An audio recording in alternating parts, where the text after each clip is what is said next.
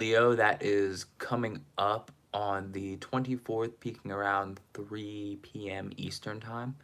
It's going to be in 2 degrees and 7 minutes of Leo, which angles the Ursa Major constellation. And while we wait for everybody to show up before we really get into the vibes, let me write down my kind of like my theme section so I can whatchamacallit, have my timestamps written down as time goes on. And also I'm testing out early morning lives, see how they do, see if people are hype or not. We shall see, we shall see. Let me write this down. Morning, Beans. You're really on it. This is crazy. Appreciate it. Doing the new moon live. I gotta write down the timestamps real quick. 1 second. Checking out how morning lives are doing. Gotta see if they're good or not. I think late night lives are better, but we'll see. I don't know. I've been getting in the shorts algorithm. Yeah, I mean, we'll see. We'll see. We'll see when I get pushed in the old algorithms. Like the live for your boy. Yeah, we can do same as yesterday for now. I was thinking about my moon manifestation guide, but I don't know. We'll see.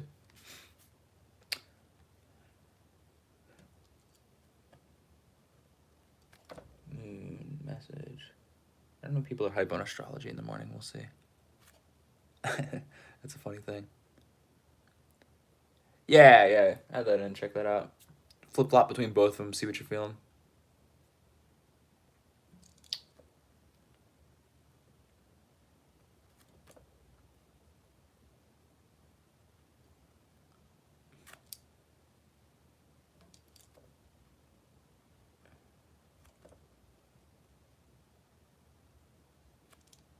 There we go. All right, just writing down this real quick, then we'll get to the all signs reading eventually. Aries, Taurus. Drop the signs you guys want a reading for. Yeah, SoularSystems, helping you understand the system your soul goes into. I have a very technical breakdown of how it is to actually explain it. So my vibe is essentially calculate your fixed star, figure out what star you may have came from or where you extracted your mentality from to help you isolate the purpose of your life. And then we break down your solar map, which is, a breakdown of your zodiac wheel through your chakra systems in your body. So that's essentially the, elevator pitch for what I got going on. But yeah, let me just finish writing this down, then I'll get into it. But if you got any questions or you want me to focus on a specific sign before we get too creative, let me know. Virgo. Oh, you're an Aries? Yeah, well, you'll be first for the all signs reading. There we go. Everybody liked the live. Thank you.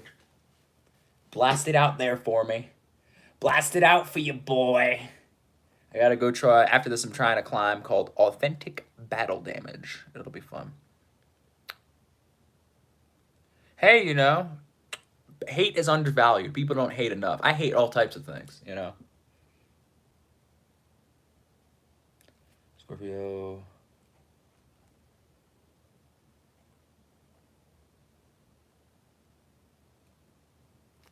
There we go. All right, everything's written down. Okay.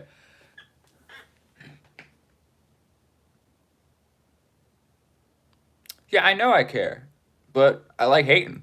I'm just a hating type of person, you know what I'm saying? Like, hate is fun. Like, people don't hate enough. Of course I care. I don't really think it's necessarily like a soft or hard thing. Like, I think it's like the same paradigm as people understand that, like, people are like, life's not, if life isn't fair, then it's also not unfair. You feel me? Like, that's kind of how I see it. So yeah. But anyways, let's get into it. So we're talking about the Leo new moon, which peaks on July 24th around 3:10 p.m. Eastern time. And it's not necessarily about roaring. It's kind of about rebuilding, if that makes any sense. Because what a lot of people dealt with during Saturn in Pisces is they dealt with a lot of restrictions with their own energies and their own creative endeavors. So they felt held up in some type of way of where it was like, you know, they weren't vibing at their highest. They weren't experiencing their greatest potential. They weren't, you know, they weren't doing them, right? So with this Leo new moon specifically being in 2 degrees and 7 minutes of Leo, like it angles the Ursa Major constellation. So it's the combination of the lion and the bear kind of coming together in some way, shape, or form.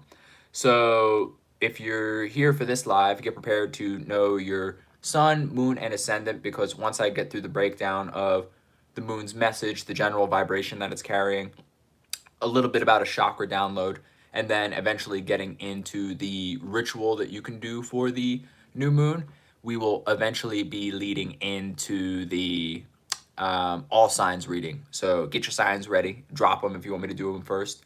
But that's a trick question because I'm going to be doing them in order. So drop them anyway. And if you're new here, like the live, comment, say what's up. But anyways, so like I said, the new moon is angling in 2 degrees and 7 minutes of Leo, which angles the hey, you know, get after it, which is angling the Ursa Major constellation or the Greater Bear. And essentially it's angling the star known as Talitha, which is a part of the right paw in the bear, right? So it's all about a righteous step, a rigorous step, a very just like animalistic, innate step of what you're chasing towards, right? So when we talk about Talitha and we get like, well, let me not get that deep first. When we talk about the, everybody liked the live too. So when we talk about the Leo new moon, Leo is fixed fire. Leo is fixated on its focus, it's fixated on its purpose, it's fixated on its vibrational energy of just chasing its excitement and doing whatever it wants to do, right? So when we talk about that, we need to understand that Leo's focused. It's going back to its excitement. It's going back to its experiencing. It's essentially just understanding that instead of a flashy fire, it's focusing on its ignition points. It's focusing on protecting its excitement. It's focusing on it's like inner child energies, right? Because if you remember from, or if any of you were here for my live yesterday where I was talking about, what was I talking about? I was talking about Leo season. It was kind of like a weird test to reignite like your early childhood excitement.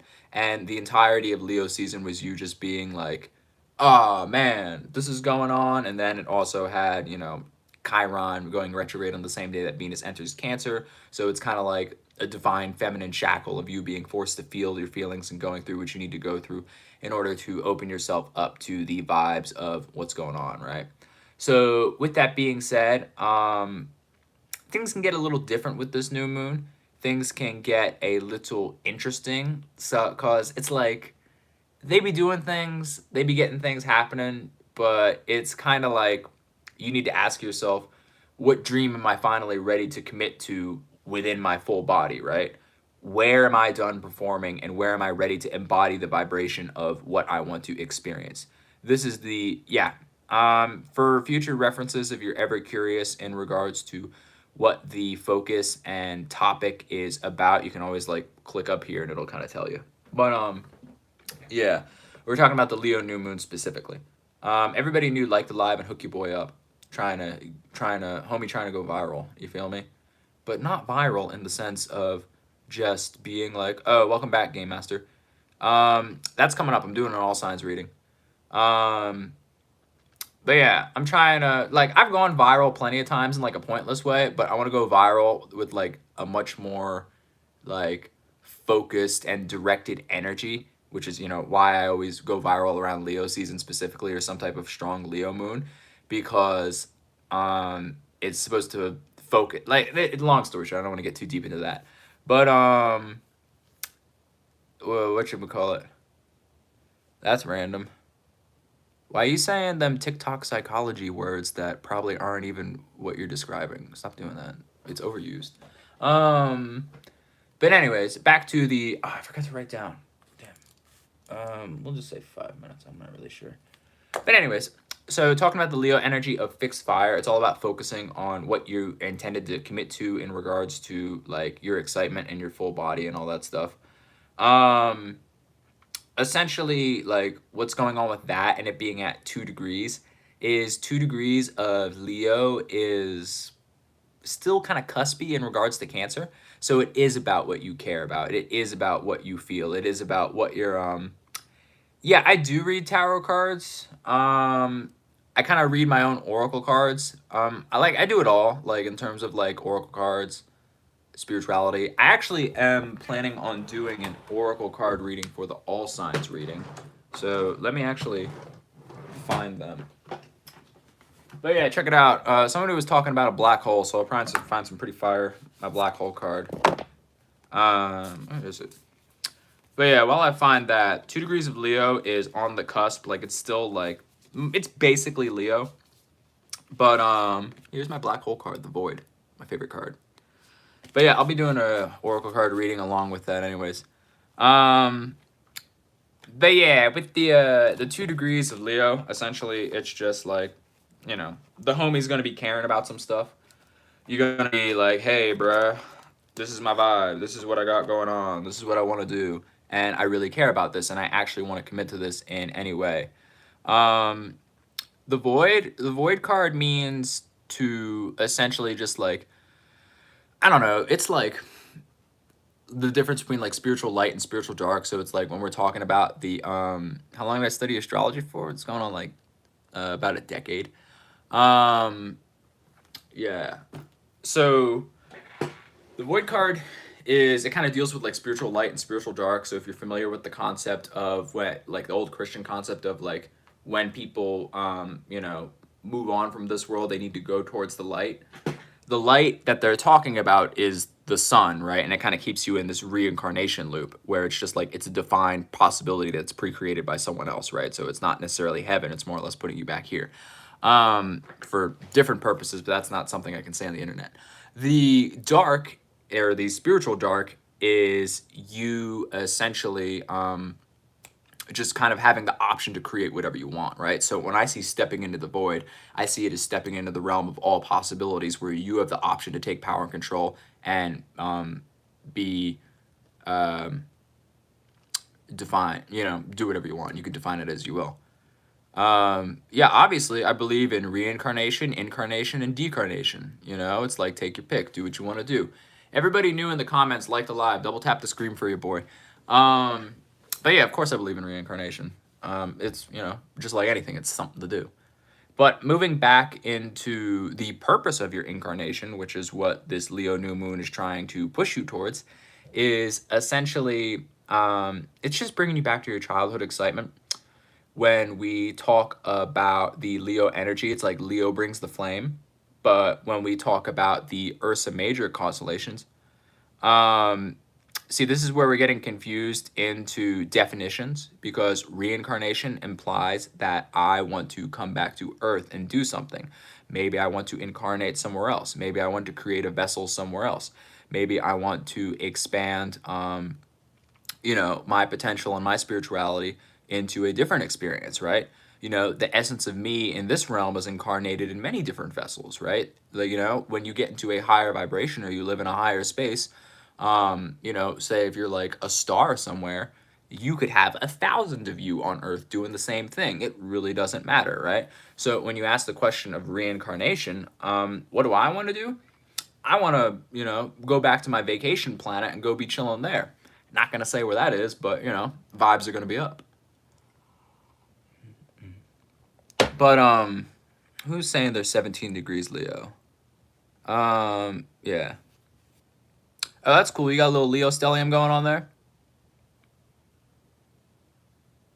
Yeah, I mean, like, that's cool, but, like, it's also, like, limited. Like, I don't want to limit my incarnation and my desire of where I want to live to my human brain, you know? So I don't think very, well, I think a lot of people overuse their brains and a lot of people overuse their minds and they don't even know how to use it to begin with. So I try not to think as much as possible and just let my spirit do its thing, right? Like, of course I know when to think. Of course I like, you know, do certain things, but do I let it lead my life? No, because a lot of people don't take control of what they're programming their minds with because they're just scrolling on TikTok all day. So long story short, you're just an extension of the algorithm. And, you know, shouts out to The Matrix, which is a movie that a lot of you watched, but you're just going to let it happen. Yeah, I know the chat is in front of my face. It's not really affecting the viewership, though, or my sales, so that's life. Unless you want to see my pretty face. But, yeah, so 17 degrees of Leo. What is that angle? Before I'm going to get back to the moon's message, but I'm getting sidetracked, and I'm curious. I'm going to see what that angle's. You should have been on my other live the other day where I was talking about the fixed stars and the purpose of your moon, right? So it's like when we bring back to that concept of incarnation, reincarnation, or decarnation. Decarnation is, yes, it is the quote-unquote unalive that people talk about.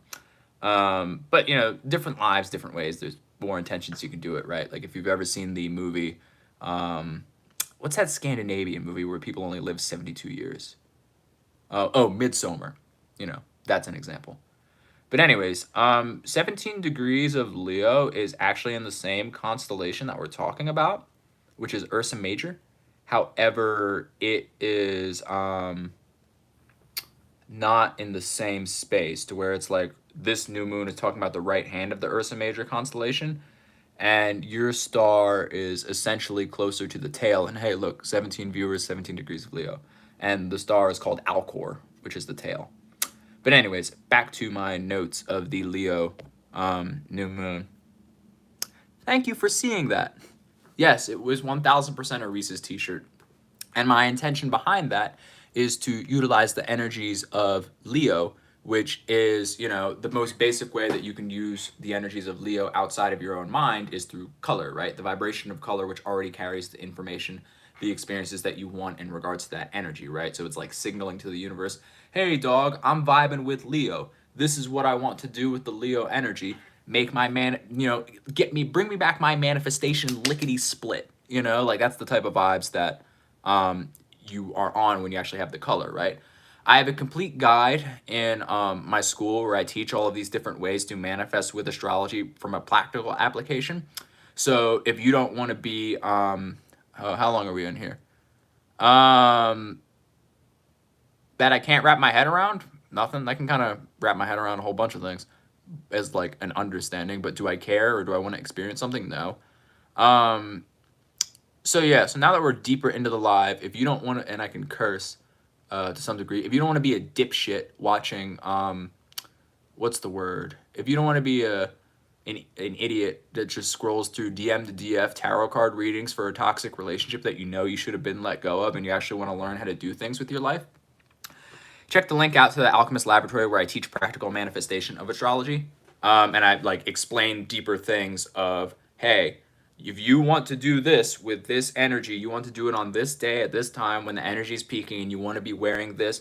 And oh, by the way, energy is just a part of it. You should probably have a practical container for the experience of the manifestation that you want set up, which could be anything depending on what you want, right? Like if you want to get a car, you should probably have your credit right, and you should probably be pre-approved for a car loan at the lowest interest rate, and you should probably wait a year to when the national interest rate from the Federal Reserve gets closer to zero, right? Like you should probably be thinking about things like that and then adding astrology onto it to be doing XYZ.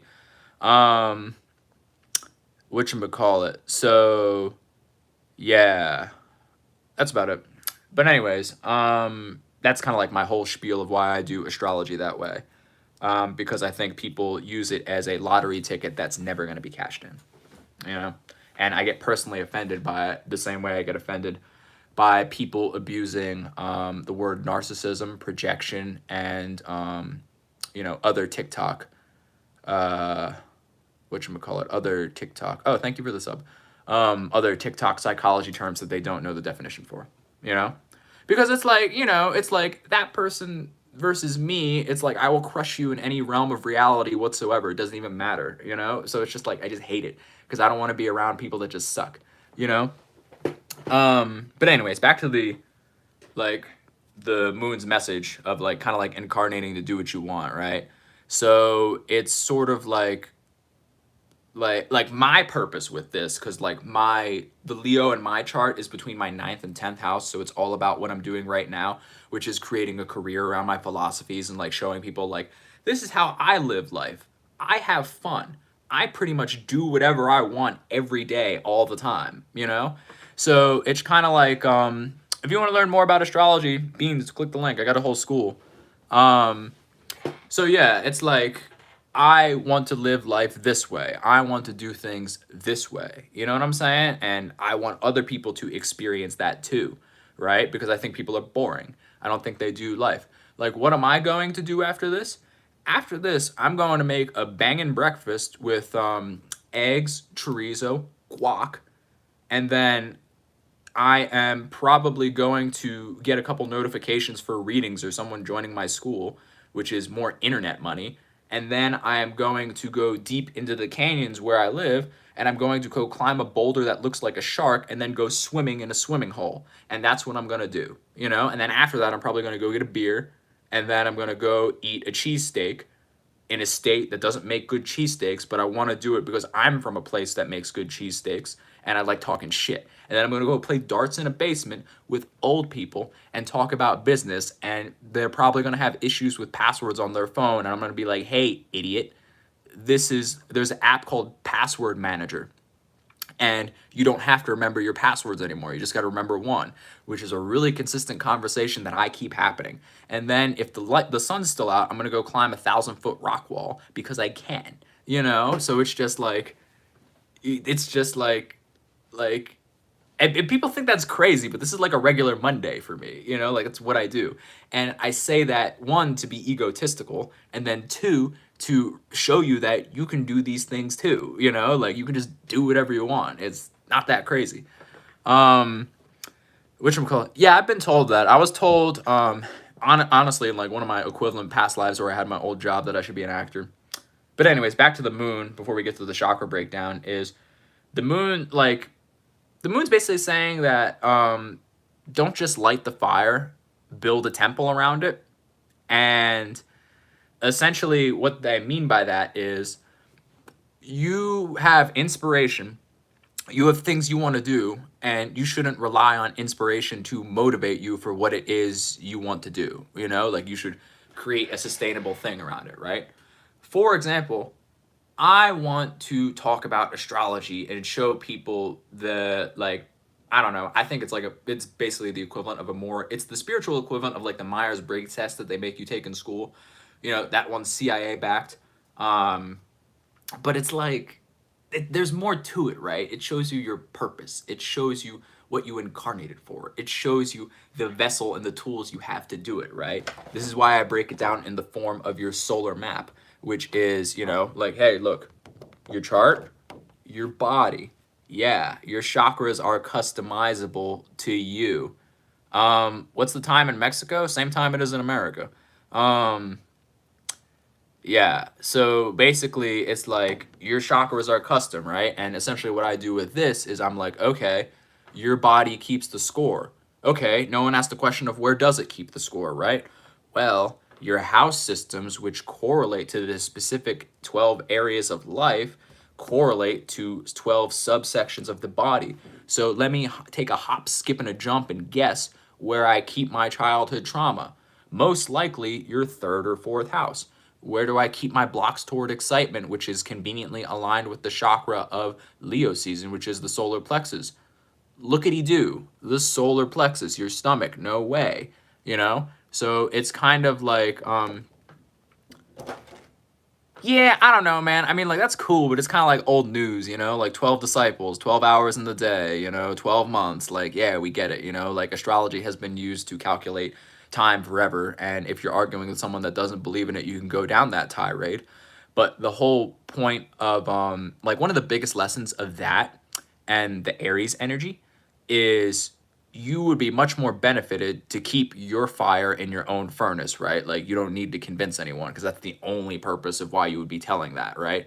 To convince someone or to enlighten someone, which is another variation of convincing. But in, like, you know, it's kind of like they're already sold, you know what I'm saying? So it's like, don't waste your time on that shit. But yeah, but anyways, segueing into the chakras, we'll just do an even 25. But yeah, so segueing into the chakras, this is the understanding that I take of the chakras, right? So it's like most people think the root chakra is your booty hole. I don't look at it as that. I look at it as, the 12th house, which is your feet. But with that being said, the chakra explanation for this full moon is essentially your solar plexus, your heart, and your root chakra, right? So when we're talking about your solar plexus, this is what I was speaking of in regards to your childhood excitement, which also kind of correlates to your heart, which is like your fourth house, your early home, and all that stuff. For example, when we talk about your fourth house, it's basically like from here to here, it's your boob level. And then your fifth house is like kind of like two abs, right? Two ab sections right here of where it's like below your sternum and then like those two sections of ab, right? So that's the physical place in your body of where you feel these chakras. So when I'm speaking about the chakras of how the moon is influencing you, you need to understand that it's that space in the body plus where you have Leo, right? And then you have your root chakra, which I consider to be your toesies or your 12th house. So when we think about that, we have to think about an old form of excitement from childhood of basically like what you always wanted to do and what you always wanted to experience. And essentially what that is it's like, it's your childhood dreams, dude. Like, don't like what it is. You don't really have to meditate on it, but if you're that deep into whatever society forced you into, then you should probably meditate on it because you forgot for working a 40-year career for your 401k that's going to be eroded by hyperinflation, which is only going to get worse. And I can talk about that for a long time because the government's got a lot of irons in the fire of printing their way out of debt. But that's for another time. But anyways, when we look at our solar plexus, you can simplify it as like where you initiate where confidence lives. Yeah, 1000%. One of the things that I often say in terms of the physical body experiencing pain is you like the most common way is the knees. And let me explain why. So let me show you some leg, right? Support me on Feet Finder. So your shin is your 11th house, your thigh is your 9th house, and then your knee is your 10th house, right? When a lot of people sit in a desk all day or they sacrifice them for a career, they experience a lot of knee pain, right? So when you are hurting your knee, what's happening? You are typically bringing your 11th house closer to your 9th house, right? And what does that imply? That implies that one, your hammies are too tight. But astrologically, it implies that you are sacrificing your own philosophies, your own desire to travel, your own desire to be a free spirit for like basically being a people pleaser to society, right? Because you're bringing your 11th house societal expectations closer to your 9th house, which is supposed to be your own philosophies and your own desire to travel. That's something that I experience a lot. Beans, if you can plug the link to the solar map guide, which is the transformational something. It's the only free thing in my store. But if you want to get the guide of how I explain this, it's free and it also gets you a discount for me to make you this chart, and Beans is about to plug it, so check that out. But yeah, so with that being said, like that's essentially pain in the body. That's just an example that I do. Yeah, it does mean that too. But anyways, back to the chakras. Essentially just like whatever your childhood dream was, whatever your experience was, whatchamacallit. Yeah, I mean, it's literally what I'm talking about right now in regards to the new moon, right? So it's literally returning to your roots. So it's kind of like where Leo rules is where you should have your devotion to self-worth. And essentially why I bring in the root chakra is because of the fixed star that aligns with the new moon, which is essentially it's Talitha, right? So it's like the right paw of the bear, which is the right paw of the bear is all about like grounding and long-term stability. So when we talk about long-term safety and long-term stability, that basically is pushing you to ground yourself into the potential of, like, it's just, how are you going to sustain it, right? How are you going to keep doing these things? How are you going to make it happen? Like, how are you actually going to do it outside of inspiration and then not be like, I am bored, right? Yo, can you spam more farts, dude? Yeah.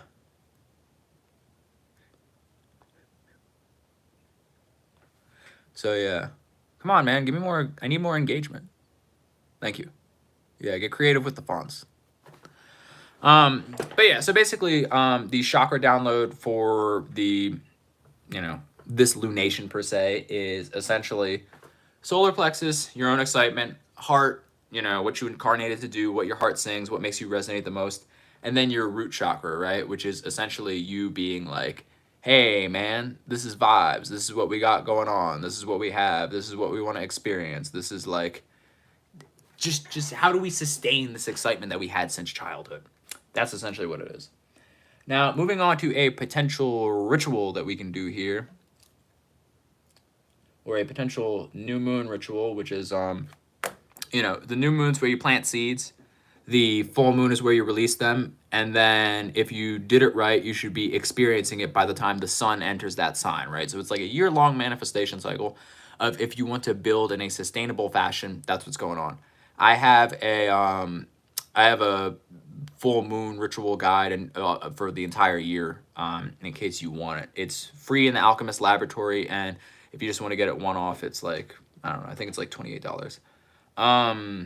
But yeah, anyways, they gave detailed rituals for how you actually do that, so if you wanted it, it's there.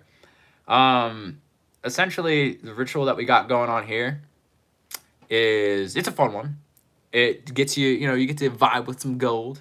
But this ritual is all about you getting a gold candle, some paper, and essentially you are going to, write down a dream or a creative vision that we've been talking about in regards to you having some old child dream or whatever you got going on. And essentially, you can write down 3 ways to protect that dream, whether it's structure, time, boundaries, support. You can figure out a way to work with that dream and make it happen, right? So essentially what we got going on with that is an opportunity for you to kind of do the opposite of like reverse engineering your dream. So it's like a lot of people, sometimes it's like when they want something, it's a lot easier to focus on how to not get it, right? Because then it makes it clear, just don't do that. Do other things, do other experiences, and focus on that.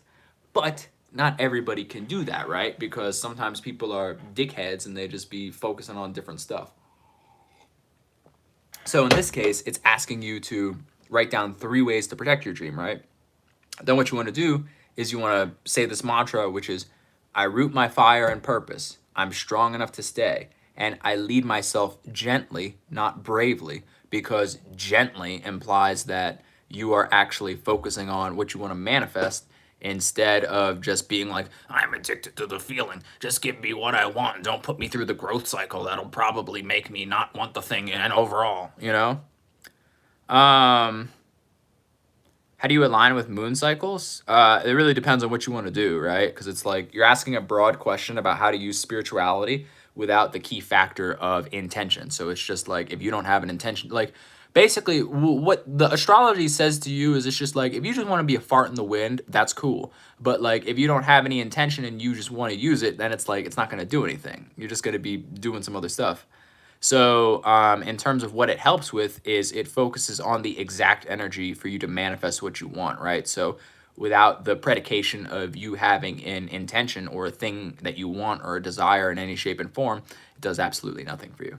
But it can accelerate it by you moving in alignment with the universe, and the universe goes, I got you, dog, here you go, Like, it's really just like, you could look at the universe as like a business, and its purpose is to create as much experience as possible, or it's like an organization, and without us it doesn't do it, right? And all it asks for us is to have focus and clarity in what we want, and then it says, okay, you can do it this way and we will move with you. So, yeah. Yeah, that sums it up, beans. But yeah, so, you know, if you like that ritual, once again, it is, you need a gold candle, you need some fire, you need a creative dream, and then you have to write down 3 ways to protect it, and then say, I root my fire and purpose, I'm strong enough to stay, and I lead myself gently and not bravely, specifically because it's more sustainable, you know? So it's like the whole point is you want your dream to be sustainable. Now, for all of you that have been rating, I am going to drink some tea for about 10 seconds, and then we are going to get into the all signs reading.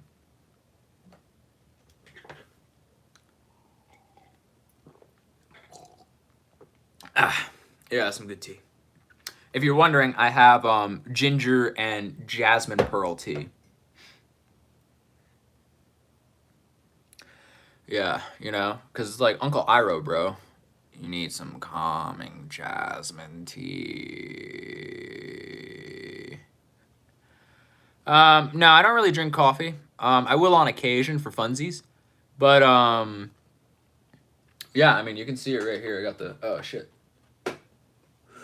Yeah, I got my jasmine pearls and my ginger. I'm not Mormon, dude.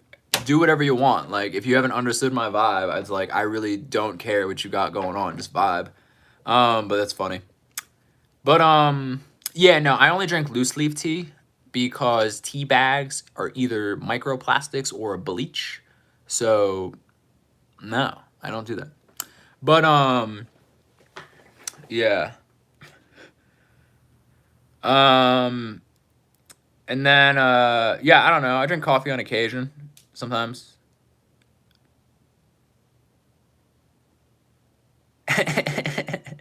Yeah, it's funny. But, oh yeah, sometimes I eat coffee beans just for no reason, just because I like chewing on them. I'm like, coffee. Helps you take good poops. But, yeah. All right, let's get into Aries. So, Aries, what time is it? 37. Aries is the 5th house. That's where they have Leo. So, essentially, it's just some solar plexus stuff, dude. It basically, like, the vibe on that is, I totally misread that. Not really. I've just known beans through the interwebs for a while. But essentially Aries, which is the 5th house, is all about it just wants you to be creative, dude. It just wants you to create like no one's watching.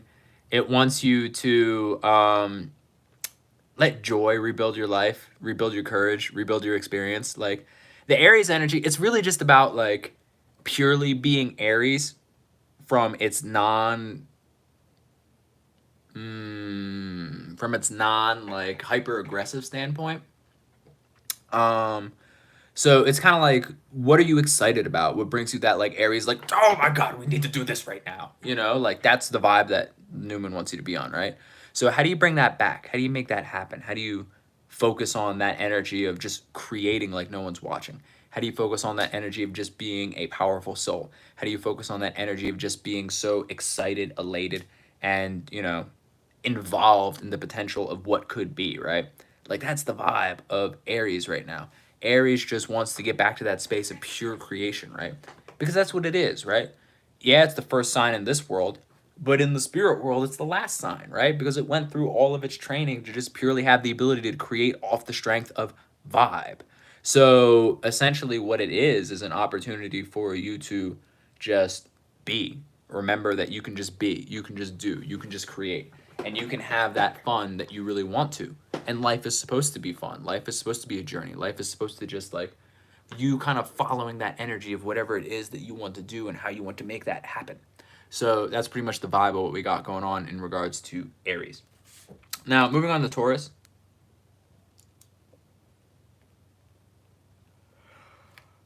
Taurus and the homies are focusing on the 4th house.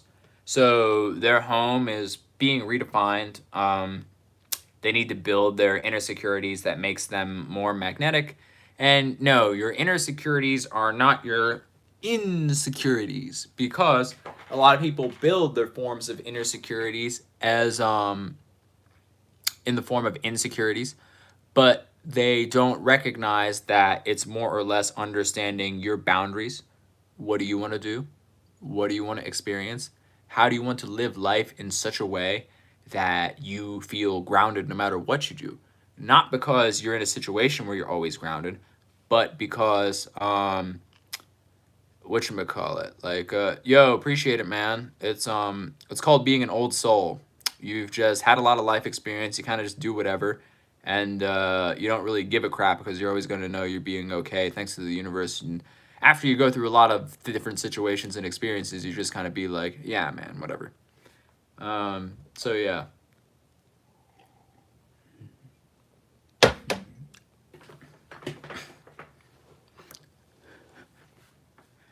Beans, I thought you're older than that. Haha. Yeah. But yeah, so the Taurus energy is like, it's really just kind of facing those expectations.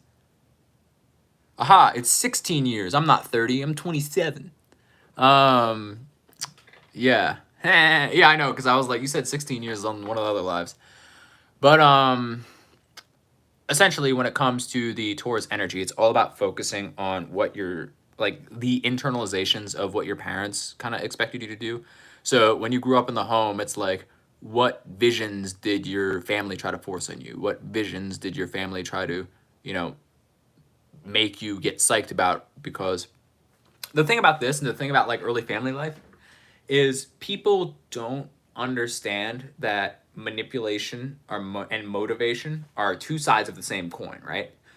So technically, and don't get all TikTok obsessy on me, and I'm probably gonna make a TikTok about this just to troll and view farm, where I'm gonna act like a 40-year-old woman that just got divorced and start saying some things about a realization that continuously feed into their allergic reactions to accountability. But essentially, it's like motivation and manipulation are two sides of the same coin, which is that's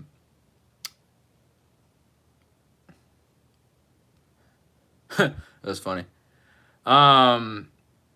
You should, but you're not a part of that. I'm talking about other people that were a part of another creator's live that we both parted from.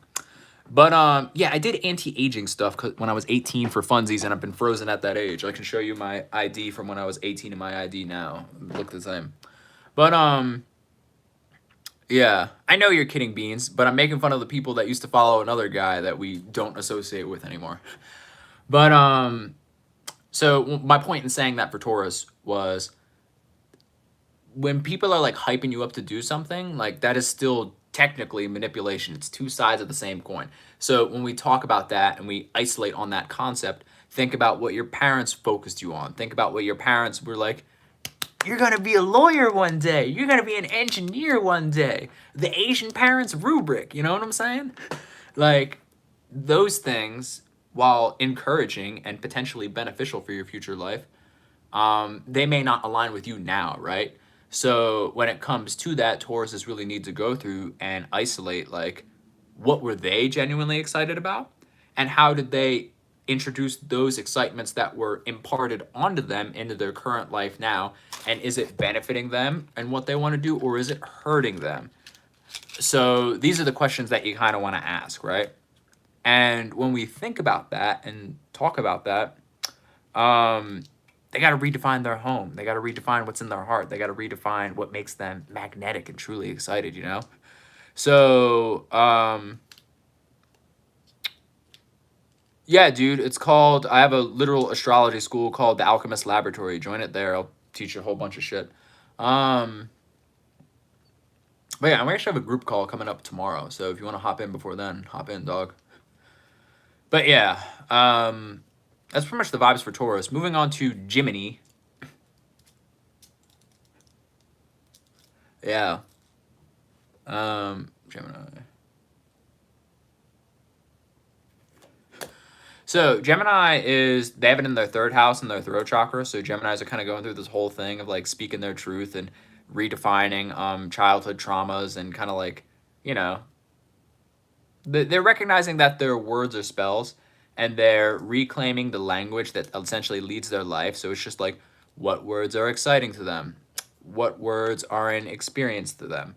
What words are an opportunity for them to lead them in such a way that is abundant and beautiful and growth and like, you know, just understanding the vibration that their words carry volumes, they lead with their voice, and they have a huge opportunity to really, yeah, man, you know, Stockton legend.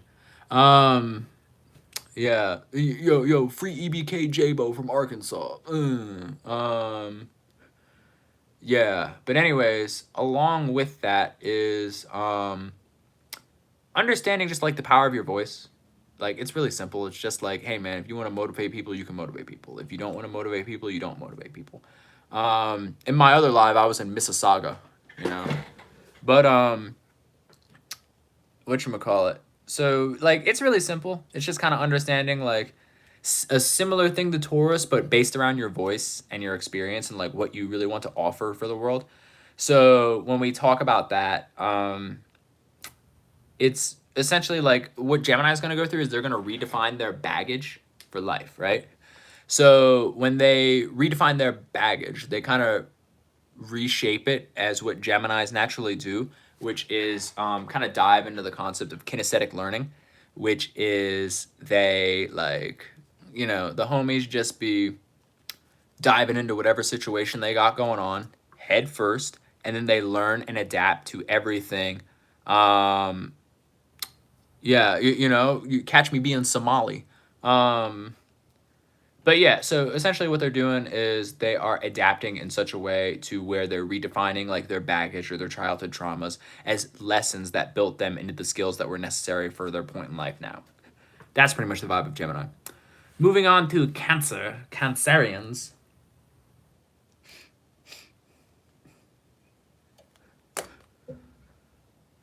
How do you know your rising sign? So if you know your sun sign and the time you are born, are you attracting that, man? Don't be bullshitting. But basically, if you know the time you're born, right? So right now it is Cancer season.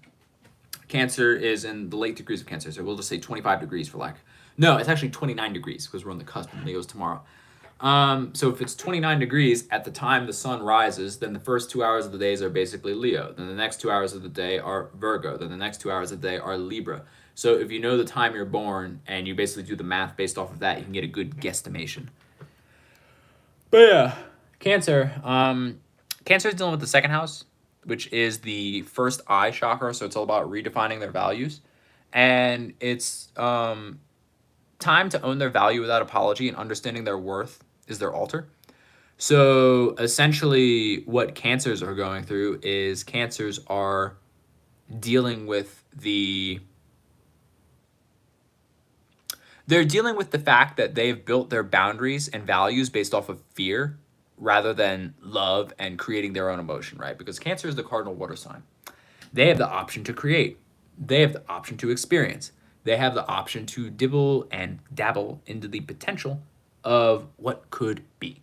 So when you are a Cancer and you're at this Leo new moon, what values do you want to feel? What emotions do you want to create? What opportunities do you have to open yourself up to the potential of just living in a way that you want, you know? So when we think about Cancer, it's all about understanding the well,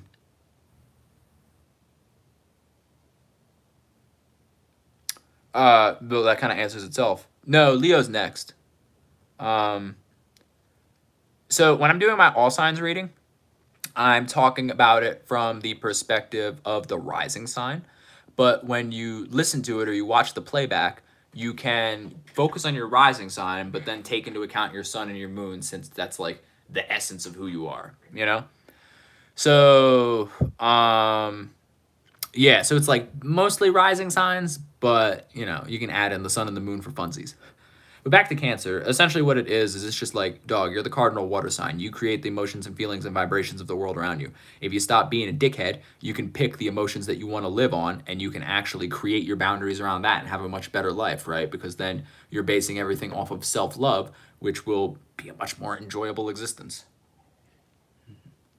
And a better foundation to experience hardship as well as other things. But yeah, that's pretty much it for Cancer. Moving on to the old Leo, the sign in question. Leo risings are dealing with a crown reset. So they're reshaping who they want to be. They're remembering what their goals were as a child. They're remembering what they wanted to experience. And, you know, it's essentially a time for rebirth and reinventing their presence from truth and not performance, right? And I can't talk about Leo risings without the classic childhood trauma of Leos, which is, I wasn't getting the right attention. And I also constantly redefined what that attention was, you know? It's like the experience of a Leo rising is very similar to like when you're dating a girl and they try to test you, right? The whole point is to test who you want to be and who you are, right? And Leos constantly change that, right? But when we combine the common themes of that test is they try to suck you in into a game that they can constantly change the rules of, and you don't want to play that game, right? Because you need to redefine your own boundaries, and if you get sucked into that game or you start playing along those games, you will be torn up emotionally, right? So it's kind of like the same experience of Leos and their trauma and shit tests. You know what I'm saying? So it's an opportunity for you to essentially just remember that, like, you know, that's a void that's never going to be filled. So don't play that game to begin with, because how are you going to win a game where they constantly change the rules on you? You know, Leos, they show up, they want to show themselves as I mean, not really, but yeah, kind of. So essentially, it's just like, you know, like if someone, like, it's gonna be a green flag if you are not on social media because you're not having your mind changed. Um, I'm not attacking Leos. I am just saying that, like, yo, why is everybody so soft? I've had so many people, like, where I do readings recently, and like, they're basically like, you made me feel bad, which reminds me of the old phrase of the customer is often wrong, but that doesn't mean you don't have to make them happy. You know, it's like stuff like that. Um, so yeah, I don't know. Yeah, I mean, nowadays it's like kill them with convenience. You know what I'm saying? Where it's like you don't have to do any work on yourself, and yeah. But yeah. Oh, my you like my top hat? I got that from being a part of a wedding. Yeah. The other one's a helmet, so a rock doesn't break your brain. But I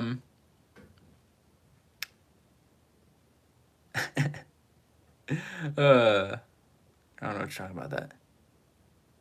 Yeah, tough love teaches the best lessons. I am 1000% tough love.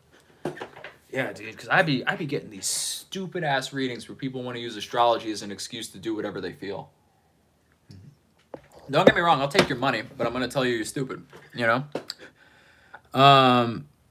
What made me get invested into astrology? Proving people wrong, telling people that they're stupid and that they don't even understand they're basing the thing they're basing their life on. That's how. But yeah, what was I talking about? Leo? Yeah, Leo. So it's like they're reapproaching the thing of where they're like, I didn't get enough attention as a child. I didn't get the right attention as a child. And it's just like, bro, you got Scorpio in your fourth house, dog. Like, the needs that you need are, hey, man, you're going to have to find that on your own. And they do, right? And they find it through self-expression. And it usually leads to a beautiful creative art that is the transmutation effort of what the Leo ascendant needs to be, right? And it's a cool thing.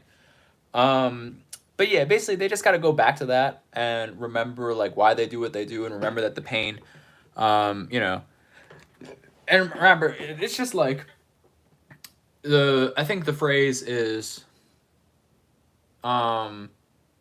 pressure is defined by your purpose, and it's supposed to shape something in you that is for your journey or whatever, right? So yeah, take with that what you will.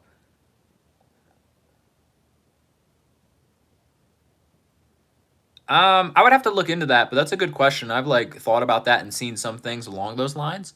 However, I don't really have the interest right now to do the research necessary to create a entertaining conclusion. Yeah. But anyways, moving on to Virgo. Virgo, we got Virgo is a whole. It's the same thing as yesterday, but it's a whole thing. What was it? 55. Keeping it even.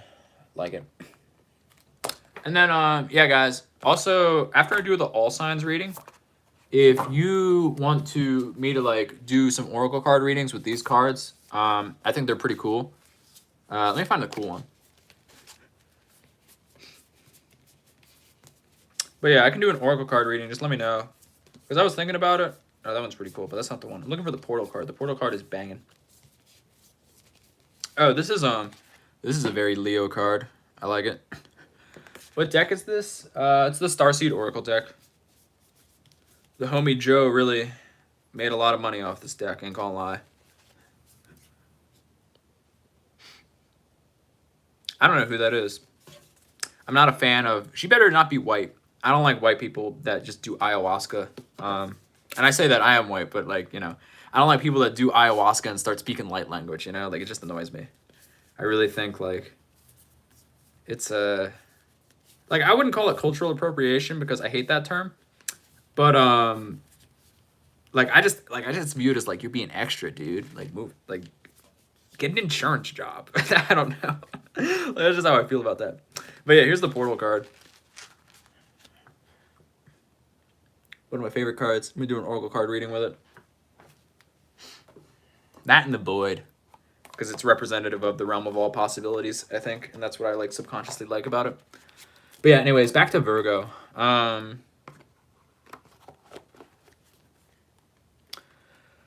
So Virgo, it's kind of like the same thing that I was talking about for Leo season of where it's in their 12th house, so it's in their subconscious. So it's kind of like, look at it this way, like the fire lives in stillness right now, and you have to let that void recalibrate you. What I was saying yesterday for Virgos is that they just got to take a step back, dude, because Virgos subconsciously obsess over everything, you know? And it's like they subconsciously, yeah, isn't that portal card fire?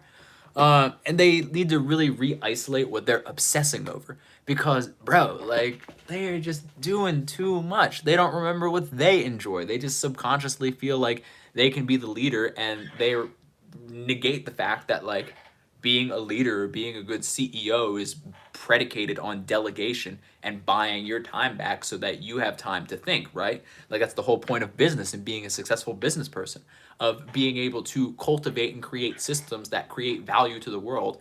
And due to the reflection of that value creation, you get to be paid and live the life that you want, you know? Like, that is the entire point. And what Virgos struggle to understand is that they want to be working, because the most basic understanding of, yeah, I gathered that you already mentioned your Leo.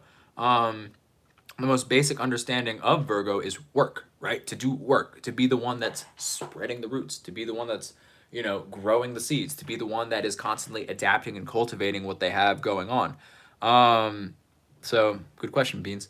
So it's like when it comes to Virgo, it's like every Leo season and every Leo new moon, their ass needs to get sat down to where they can just sit and be in a space where they can truly cultivate what it is that they want to focus on, rather than getting obsessed with an idea of someone else, or getting obsessed with the idea that you can help someone succeed, and recognize that they should focus on what they want, right? So Leo, am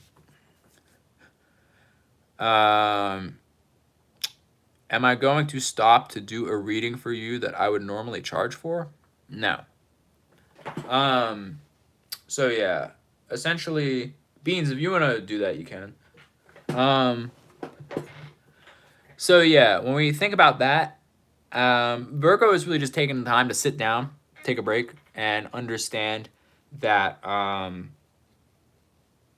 you know, they got to figure that out, you know? Like, Virgos are just taking the time to just be like, breathe. I know they feel like they're under pressure, and it's a pressure that you didn't even need. So sit down and regulate yourself. Now, moving on to Libras.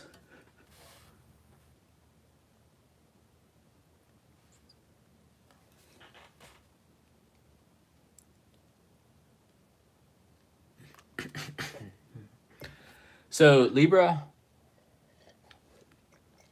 dealing with the 11th house. It's a bit different from Leo seasons because it's the new moon. So it's like, instead of recognizing that they, whatever their weird focus is, in regards to, I don't know, whatever their, like, how do I say this? Whatever their weird focus is in understanding how, I think you're seeing things, because I'm gonna, here, look. I have a blemish that ruins my entire beauty. Focus on my blemishes. But yeah, Libra is, like, they're shifting their concept of visibility to where it's like they see themselves as a person that can always, where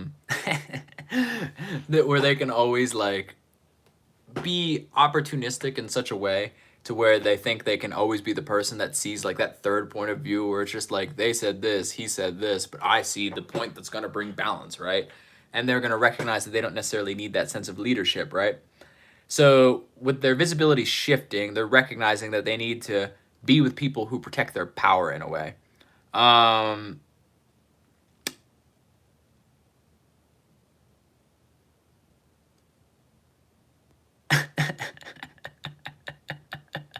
That's funny.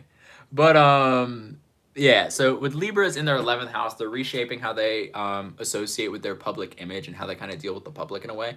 So, you know, they're normally like, I'm a problem solver. Let's create balance. Let me be the leader that keeps the glue of the family together. Da, da, da, da, da. And they're recognizing that that is not only stupid and not true, but harmful to their own energy, right? So they're learning how to protect their energy. They're learning how to protect their experience. And they're learning how to like just relax, man. Like, they don't got to be the problem solver for everybody's interpersonal dynamics, even though they feel like they need to be, right? And they have to recognize that that is an ego thing. So when they're coming back to their own energies, they're recognizing that, like, okay, if I want to create terms, conditions, soul contracts, and boundaries, who do I want to do it with? Who do I want to align with? Who do I want to, yeah.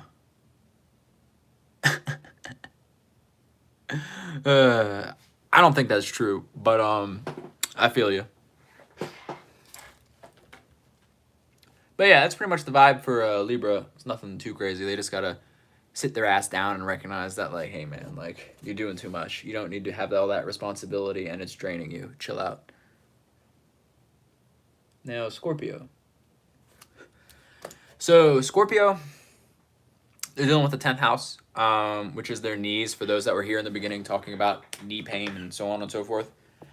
The 10th house is, it's time to, like, you know, you got to steep in your own sense of spiritual leadership. You have to recognize that Scorpios are the detectives. They're usually pretty intelligent. They always know what's going on, especially from a social and emotional dynamic. So Scorpios are kind of recognizing their leadership role during Leo season, of where it's like, they have the power. They can do what they want. People will follow them. People will lead them. But essentially, it is a opportunity for them to recognize the aura and the authority that they naturally carry. So when we talk about Scorpios have a very unique, skill set to just understand social dynamics, what people need emotionally, and the ability to give or take when it comes to that. So Scorpios are in this kind of weird position of where it's like they're sharing in that element of the fixed sign, and they kind of do, like, Scorpios and Leos kind of do the same things but in a different way. So it's like Leos hide what they have going on by refocusing you, and Scorpios essentially lie by omission, right? So for them, it's I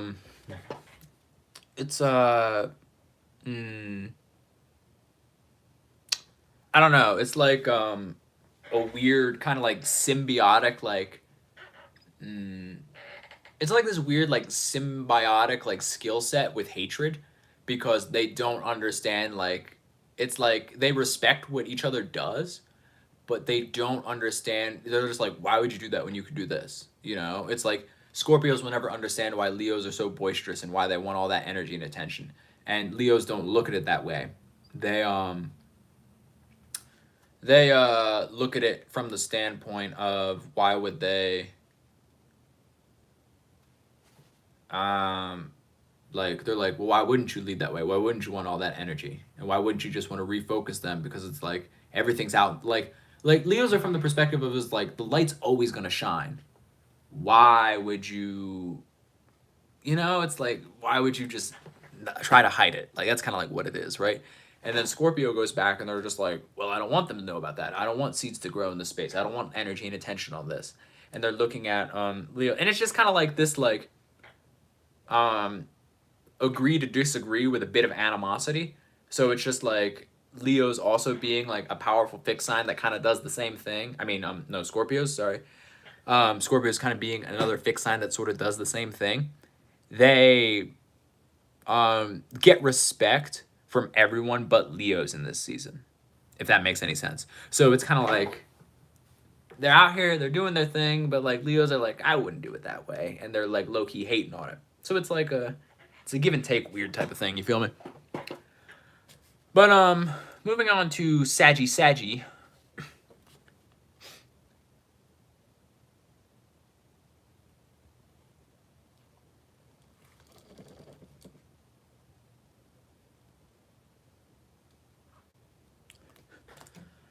So Sagittarius is the ninth house. So it's kind of like they're reigniting their beliefs. They're rewiring their philosophy behind their concept of power and leadership. So for Sages, oh man, I'm gonna throw it back. For them, it's really just like realigning with like whatever their childhood excitement was. Like, it's the same thing. Like, this is all childhood based, of like, you used to do this, you used to love this, you used to experience joy, you know, like things like that. So for Sagittarius, it's like their main thing that brings them joy is travel. So what a lot of Sagittarius are very likely going to go through is they're going to have the experience of like, I've always wanted this. I've always wanted to go here. I've always wanted to do this. You know, it's going to be like that reawakening feeling of, it's like, it's just what you always wanted. It's perfectly right. It's just what you always wanted, a Christmas delight. You know, it's going to be that vibe of Sagittarius just like doing something they always wanted to do, and for some magical reason right now is the time where they're like, yeah, let's do it, you know? And that's like it's not really anything special.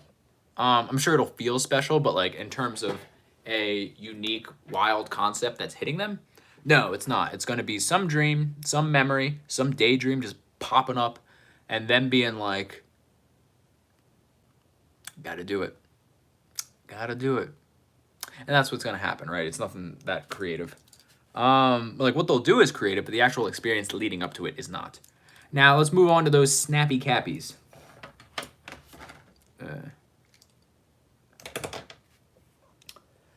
Snappy cappies.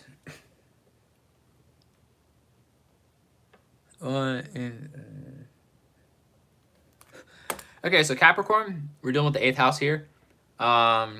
What they're going through is they're letting, like, so Capricorn is the sea goat. So it's like people see them as like the exaltation or the end result or the status thing. And what people don't recognize is that it's you know, they be going through emotional stuff. They be dealing with emotional things. They be dealing with crap that just bothers them and they don't want to show anybody, right? So what they're going through is a pretty tumultuous opportunity for them, which is letting someone witness their healing and actually letting people witness the emotional flows that they experience, right? So when we talk about the emotional flows of what they experience, Capricorns experience a wide variety of emotion.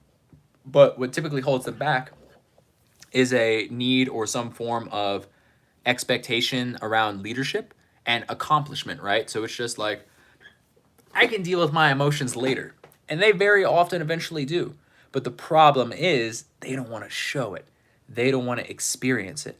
They don't want to be held back in such a way to where people are leaning on them and they really like expose or show that emotional side of themselves that is so scary because they fear they it's like they fear not accomplishing and then they fear not being needed, which is odd because most people need them and they don't recognize it, right? So when we talk about power comes through emotional exposure, you're gonna notice a lot of people rushing to help you because they're gonna be like, we need this person, they can't fall down, this is the strongest person, Black Hawk down, Black Hawk down, you know? So it's kind of odd in that way because they're like, we need you, and then you're gonna be like, we don't want you to cry, but we need you. It's gonna be like that, you know? But that's pretty much it. Deal with 8th house shadow work, so it's convenient beans you're doing your shadow work course. But yeah, moving on to Aquarius.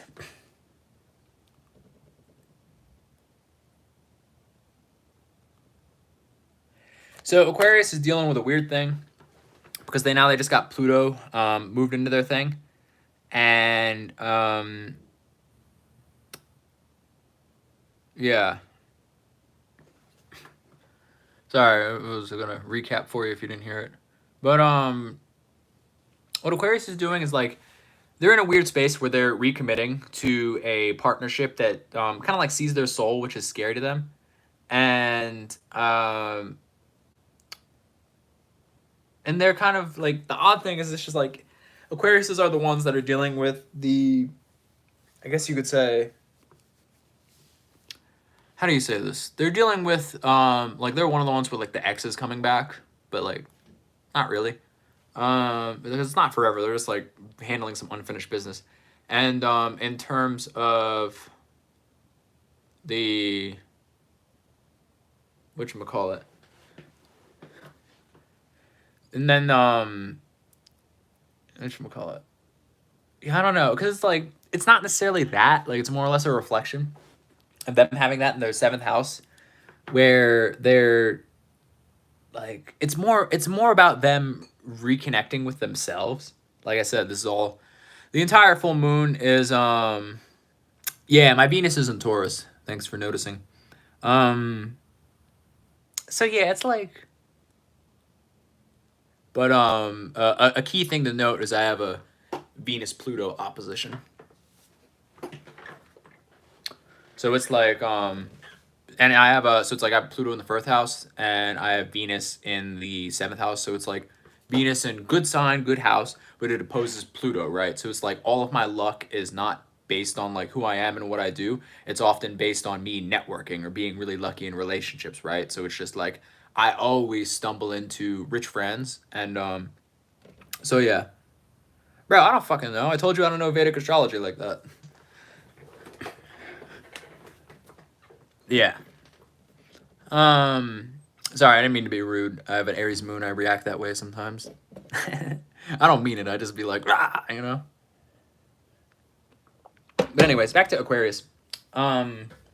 Aquarius is they're working on a relationship with themselves, and they are essentially like recognizing that like, hey man, like if you want to commit to yourself and commit to your own creations,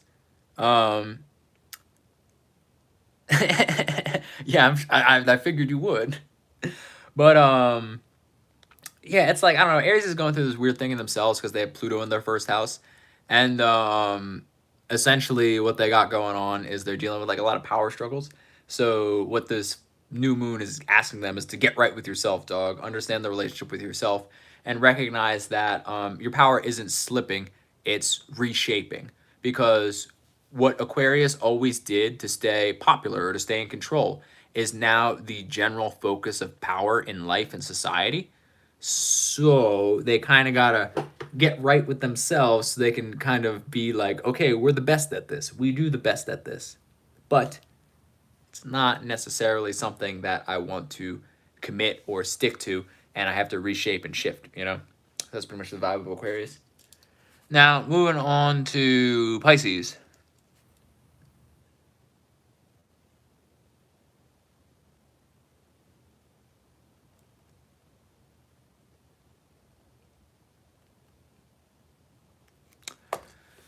So, Pisces is essentially the 6th house. That's what we're dealing with. So, Pisces is basically learning that like creativity and excitement and power and all that stuff in that regard is structured, and it can be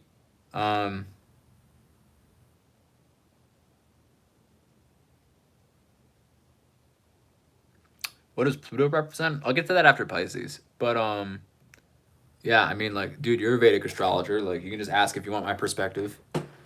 Yeah. So, structure is sacred, and they need to tend to their rituals kind of like a priest, and really understand that, you know, even though Pisces kind of always lives in the here and now, but also claims that time is an illusion and that, you know, they're not good with time.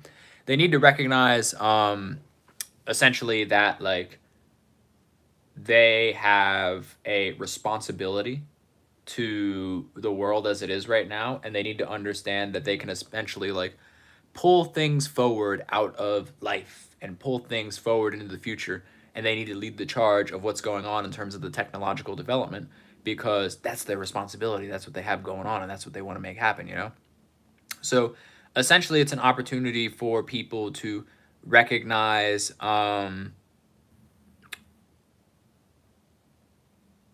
yeah, we'll talk about that soon when we finish Pisces. So yeah, Pisces just has to recognize that like they can like live their fluid life in a very what's the word? In a very like rigid dynamic, if that makes any sense. You know? So it's like they have an opportunity to shift, they have the opportunity to ebb and flow, but they have to recognize that they have an upcoming responsibility. So they need to make these things happen, you know? So it's just like a very keen time, right?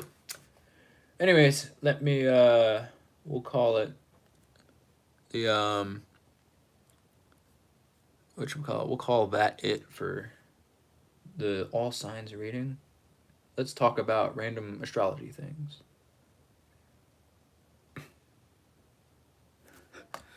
Okay, so back to the first question. How I see Pluto. Pluto as an individual entity in the solar system, I look at it as a planet that is trying to leave this solar system, which it's just like, I'm done with this place. I don't want to do this anymore. Blah blah blah blah blah. I think there's some like theories of how it was attracted to the solar system that applies to some like crazy electrical charge that like created the Grand Canyon. I heard that a while ago. In terms of Pluto and how that affects us in a general like, you know, influence type of way, I think that leaves the energy of Pluto being like, when it moves through a sign, it's like, okay, this is something you need to handle. This is something you need to do. And obviously it's in regards to whatever sign it's in, which correlates to whatever house you have it going on in. And Pluto is kind of, it's mostly the one of where it's like, when you hear that quiet whisper and that knock and that harsh energy of something you need to handle, Pluto is that energy of like, I gave you time. I gave you time to handle it on your own. I gave you time to take power and control over something that you know you needed to do and handle it, right? So when it comes to like the 48 laws of power and like social manipulation and all that stuff, I don't think Pluto is necessarily like that. I think Pluto is more of a do what you got to do type of thing and really claim power and energy to, you know, do it yourself, right? So Pluto's I don't know, it's like that tough love like uncle that you only see like every 10 years. Like that's kind of like what it is, you know? Yeah. But it's like, I don't know, like I don't really hate on Pluto, because Pluto's like, I want you to be successful on your own. I want you to handle these things. And it gives you time to do it, right? But then you just ignore it and you want to wait till everybody punches you in the face. Like that's what Pluto is. No, someone else was, what was someone else saying? Oh yeah, neck deep in Vedic astrology. Yeah. I don't know. I've talked about it many times where it's just like I like gotta go to the fixed stars and the 88 constellations, which is like I have 7 videos in my playlist right now explaining all the constellations and some of the fixed stars within them. So it's like that's kind of like where I'm going. If you're curious, it really like you like studying the fixed stars basically gets you the same answers as the nakshatras and the lunar mansions get you. So it's kind of like pick whatever you want. Like, if you guys are familiar with computers, like, I sort of see it as like, if iOS is Western and Android is Vedic, I see Linux as the 88 constellations. So it's like, you can all do the same thing, but it's just like, one's more detailed and then one's more like, has more adaptability and stuff. And the adaptability would be Vedic, because it's like you can kind of like do your own thing and it is like more programmability, but it's still something that has 5,000 years of tested theories and explanations, if not more, with numerous different charts for different life experiences and different things. So it's like much more tried, true, tested, and advanced. But you know, motherfucker out here creating his own version of astrology. So yeah, that's about it. Oh, cool. Yeah. But yeah, I gotta finish that. That was something that I don't know. It's like, speaking of Pluto, one of the subconscious things that like I've been telling myself about finishing all those is that it's like I will not receive like the benefits that I should until I like complete all of that. Um yeah, that's cool. Yeah, you know, rapid growth, man. It's gonna be, vibes is up. Yeah, it's interesting because it's just like um I don't know. It's like for a lot of people, I don't feel that these retrogrades are necessarily like slowing anybody down, but I kind of feel like during Saturn and Pisces, a lot of people like were sort of held back for what was coming to them from the spirit world. So I sort of see like these retrogrades are like kind of like giving you what you've been owed for a long time. That's how I sort of see it right now, especially with Jupiter. But yeah, I mean, like, I don't know, like you could compare that to like the 1860s and 1941. Um, that's a question for debate. Um, like the 1860s and 1941 had the same alignments of where it was like Saturn and Aries, Uranus and Gemini, and people are like war, war, war, and it's just like, you know, they're not fought the same way, dude. Like it's all predicated on the industrial, like it's conveniently around different forms of industrial revolution. So it's like that sort of guides you as to how it shows up in life, right? You know? Where's Mercury exalted? As a Gemini, I'm gonna say Gemini because I hate Virgo. Um, yeah, I know you already said that. Um, so yeah, because it's like I don't really feel like Mercury is like they're technically both at home in Mercury and Virgo as well as um Gemini, but like if I had to pick, I would say Mercury's definitely exalted in Gemini. Cause like Mercury as a planet is no, Mercury is technically exalted in Virgo, but an exaltation implies that you're working at your highest octave in your happiest space. And there is no way that Mercury is happy in Virgo. That just makes no sense at all. You know, like when we think about Mercury, we think about moving fast, we think about curiosity, we think about excitement. Is that Virgo? No, it's Gemini. Um, yeah, I mean you can, but I don't. I don't know, like it's just a topic I don't want to talk about. It's annoying.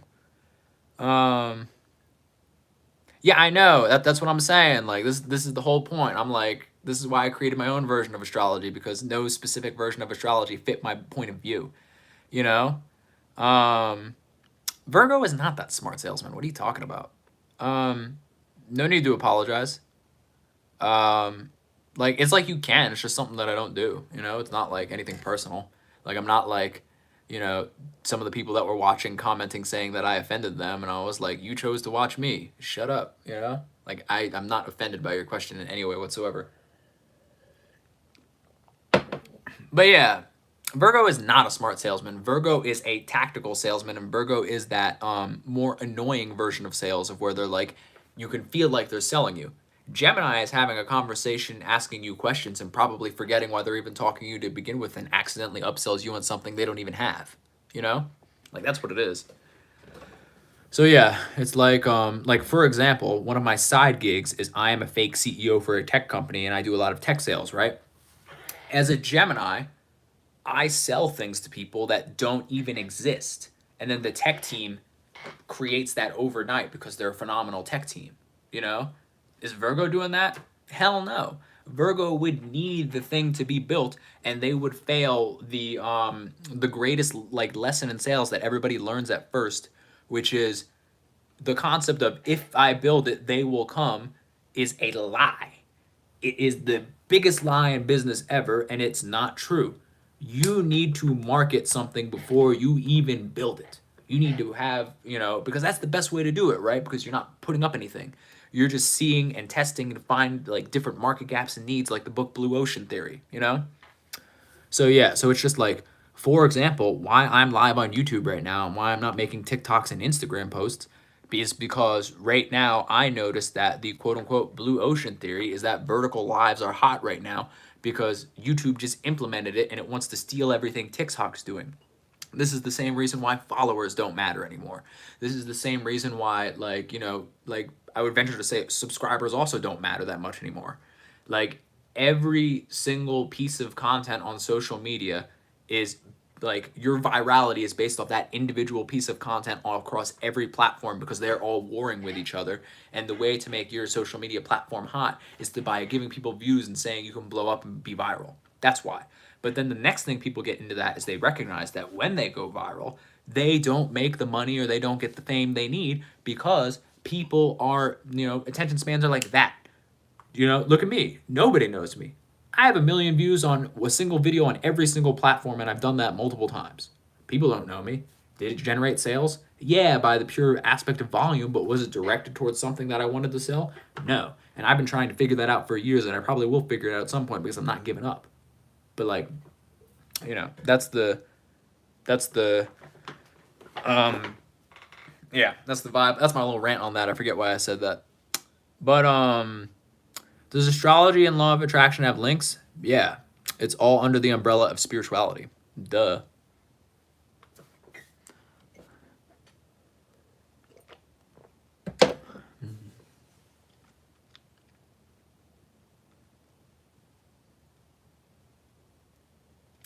I did just say that.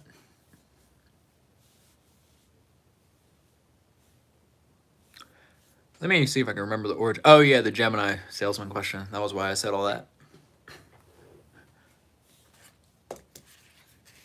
Yeah, I mean, that's pretty much the vibes, dog. I remember I said I was going to do an oracle card reading, so unless you guys have other questions, I'm going to do an oracle card reading.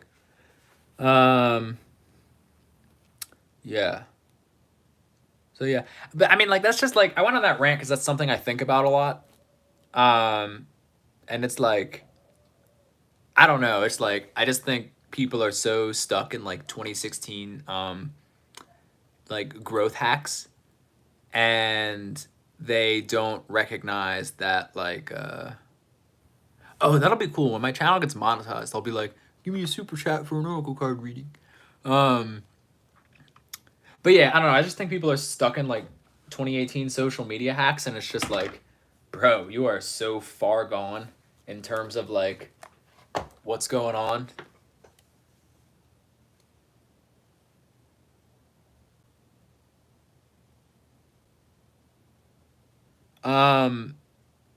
No, I don't think that they like. I don't think that they have past life connections. I think that is an egotistical question. In the same way that like past life readings are the same way that satisfy your ego. And the reason why I say that is because people who have similar placements don't recognize that like if you're born within the same 3 months, you're gonna have the same placements as a lot of people. So like unless you're saying like you guys have a joint stellium in the same house at the same exact degrees, no.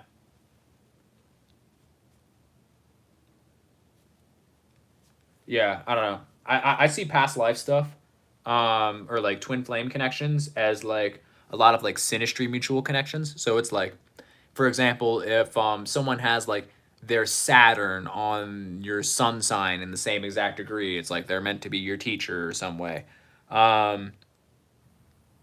So yeah, I appreciate it. But yeah, that's like another point of where it's just like in synastry, a mutual reception aspect in the chart is you having a similar sun sign and someone's moon sign. So it's like you can see how they feel and they feel how you see, So it's like it's like stuff like that, and like bullshit like people saying sister signs, which is a mislabeling of oppositions, is like, you know, stuff that's gonna hold you back. It's not like useful, you know. It's just like I saw an interview with like SZA and some other person. They were like, I'm a Taurus, I'm a Scorpio. Oh my God, we're sister signs. And it's just like, no, you're not. Like, that makes no sense. You don't understand what you're talking about. Like, that is like, you're just purely like going off the vibes of like, I'm just a girl, you know, which is usually an excuse for being allergic to accountability and consequences. So it's just kind of like, you know, it's just like making up stuff to feel good for no reason, which is like cool. Like, you should feel good just for the sake of feeling good, but like, don't bring in a line of logic that backs it up with a detrimental consequence, you know?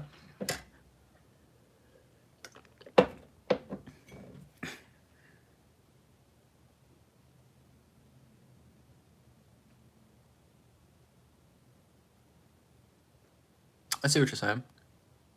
Yeah.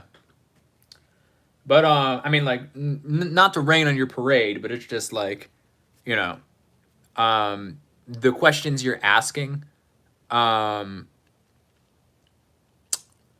like astrology are literally like leading you to the same exact feeling of being inspired by a movie as a child, which you will forget about within 2 hours. You know, like that's like basically what you're asking. So it's kind of like it's entertaining and it feels good, but is it useful or beneficial in any way? And will it lead to anything good in your life? No, it won't.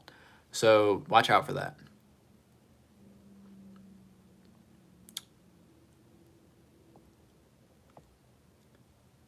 I mean, like, that basically means you sacrificing your inspiration, or you sacrificing your excitement in any capacity will lead to like IBS. You know, like that's what that means. Like, you not doing some stuff. Yeah, you.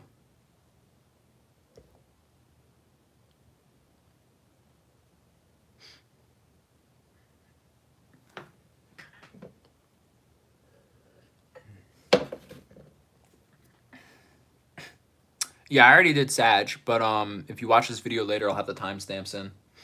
All right, let me do an oracle card reading for the Sag new moon.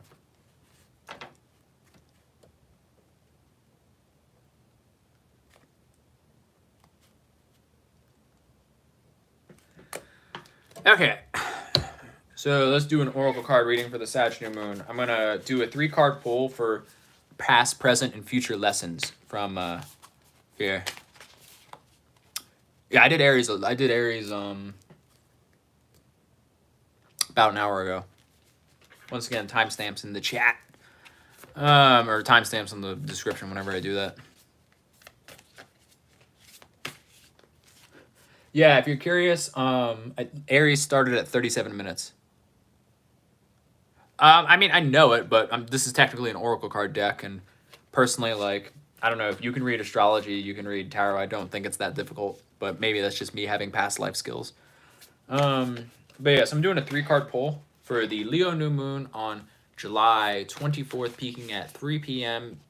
Eastern time, Eastern U.S. time, in 2 degrees and 7 minutes of Leo, angling the fixed star Talitha, which is the right paw of the Ursa Major constellation. So, here, past, present, future. Let's flippy dippy. Oh, thank you. Yeah, man, if you want to learn my way of astrology, check out my school. Vibes is up. All right, so past lesson.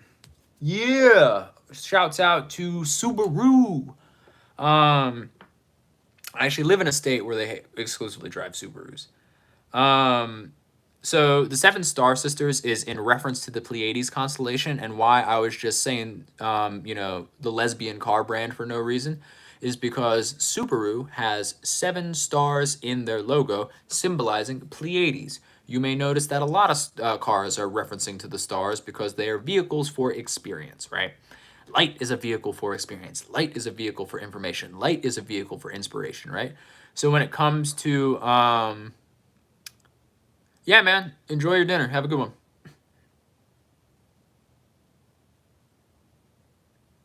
I mean, it's true. Yeah. But yeah, anyways, so the 7 star sisters says birth and creation, tapestries of life, expression. Essentially what like that basically says what I was saying, of where it was like the Leo new moon is all about your past, like your early childhood excitements, like do what you want to do, you know? Like that's the entire vibe of what I was talking about. So when we see the 7 star sisters in the Pleiades energy, it's all about you just bringing that back up and doing those things and being like, we out here, man. We live in our childhood dreams. We manifesting. That's funny. Now our current lesson is essentially, one of my favorite cards. I told you it was coming up. So this is one of my other favorite cards, the Void. The Void is essentially, it says stop, embrace winter, the great cosmic womb. I see that as the realm of all possibilities. So it's like people are afraid of just like doing them, you know, diving into things head first, being like, let me get in that, you know? Like, and by that, I mean life and you just doing your thing and living in a space to where you can essentially just be and create and optimize what it's for, right? So we have childhood dreams. We have just go for it and stop being a bitch. Now let's see what the future holds. So, good thing I said stop being a bitch. The future says loosen your grip, right? So it says coping mechanisms, destiny, addiction, let God in. And in this card, essentially what we have going on is we have moving forward from past life dreams or early childhood dreams, aka what you incarnated for. And then we also have the Void, embracing the great cosmic womb. And then we also have loosen your grip, right? So it's, this is your dream, go for it, stop being a bitch. That is the sequence of what's going on. And actually sustain it and let, like, you know, when they say let God in, it's more or less let the universe flow. Just do you, see what happens. Like the best thing to do is start and to do so much volume that it's impossible to fail. Like that's what the Leo new moon wants for you. And you shouldn't do that forever by any means. You shouldn't be just trying things just for the funsies of it. You should be testing, because after Leo season, we move into Virgo, which is seeing what works and doing an inordinate amount of volume and then back testing and optimizing for, okay, I did all this. Where did this actual sale come from? I did all this. Where did this form of success or synchronicity from the universe come from? You know, and just like creating in a very flowy, abundant state, but also collecting all of the data necessary for you to master what you have going on. Like that's what it wants. That's what the Leo new moon wants. That is the evolution of creation itself. Like that is what you should be doing. So when we look at all these cards and we hit them with the whole wim wham jim jam, we have, here, let me hold them all in, damn it. Okay, so we have early childhood dreams. Just go for it, dude. And then stop bitching. Like that is literally how these cards work. It's that simple. But yeah, that's pretty much it. In the future, I will do personal oracle card readings for super chats. That'll be fun. Because then I'll be like, hey, man's out here getting paid. Man's out here getting paid. So yeah, that's pretty much it. Back to Q&A.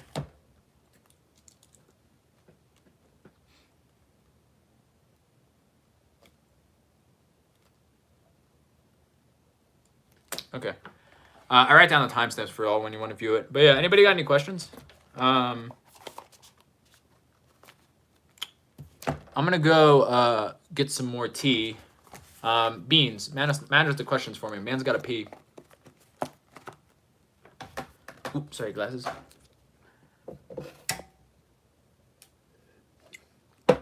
What do you mean, man? People be like, so I mean, remember that question of like people are like, you seem very book smart, but I'm not feeling the spirituality. And it's just like, stop lying. I'm not connecting with you emotionally because I don't want to. You know, like your emotions are probably sad and depressed and just like you're using spirituality as an ego boost, you know? So it's just like, that's the people that are trying to say like all this extra shit when they're living a basic ass life, you know? So it's just like that's what it is. Like it's literally what the new moon is. You want me to tell you a story so you can buy something? I will, but like, am I gonna resonate with that? No, like it's not what life is. I'm trying to like, all of my intentions are to improve and help people live life in a way that is more aligned with them. That's all I want to do, you know? That's why I literally created all of my teachings to be in a space of like, it's separate from me. Like, it's outside of my personal brand. Like, yeah, it's me doing it, but it's outside of me, you know? Like, it's its own thing. That's why I do it that way. But I gotta pee and get more tea.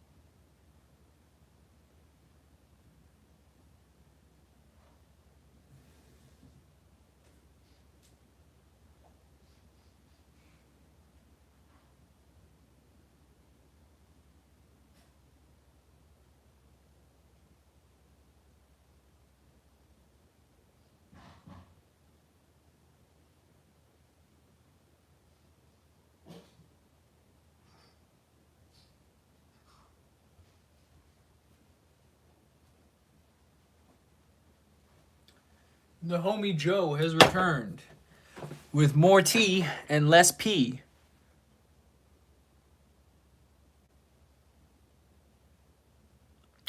I mean, like, it's not like, I mean, I guess thanks for saying that it's childish. Like, once again, like, I genuinely have no personal gripe against what you want to do in life, but I'm just telling you, like, as someone who's done, you know, hundreds of readings this year, like, I can tell you that a lot of people's intentions, in my opinion, are misplaced. So that's why I'm saying that. But do what you want to do, you know.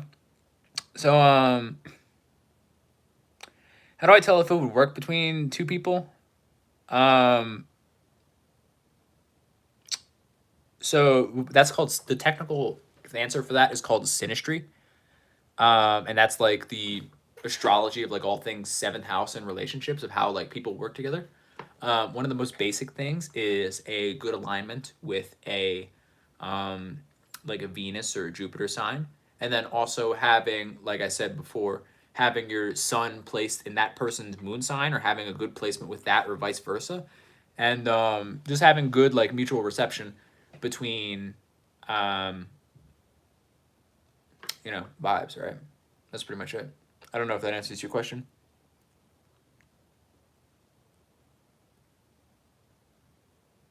Yeah, because we're leading into the new moon. Every time the sun and moon is together is the new moon, and every time the moon and sun are opposing, that's the full moon.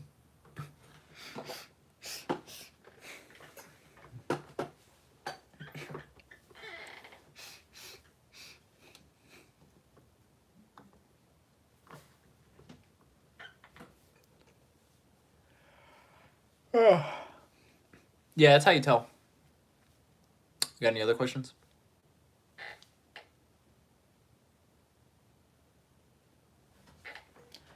Oh, man's got to stretch.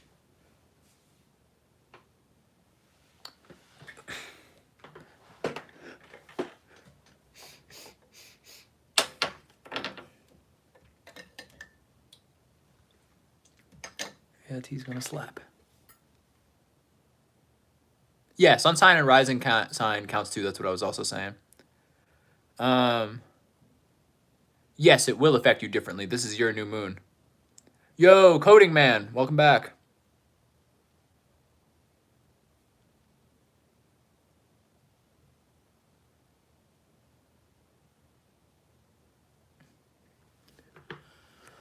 Oh. Yeah, that opens up to a lot of theories.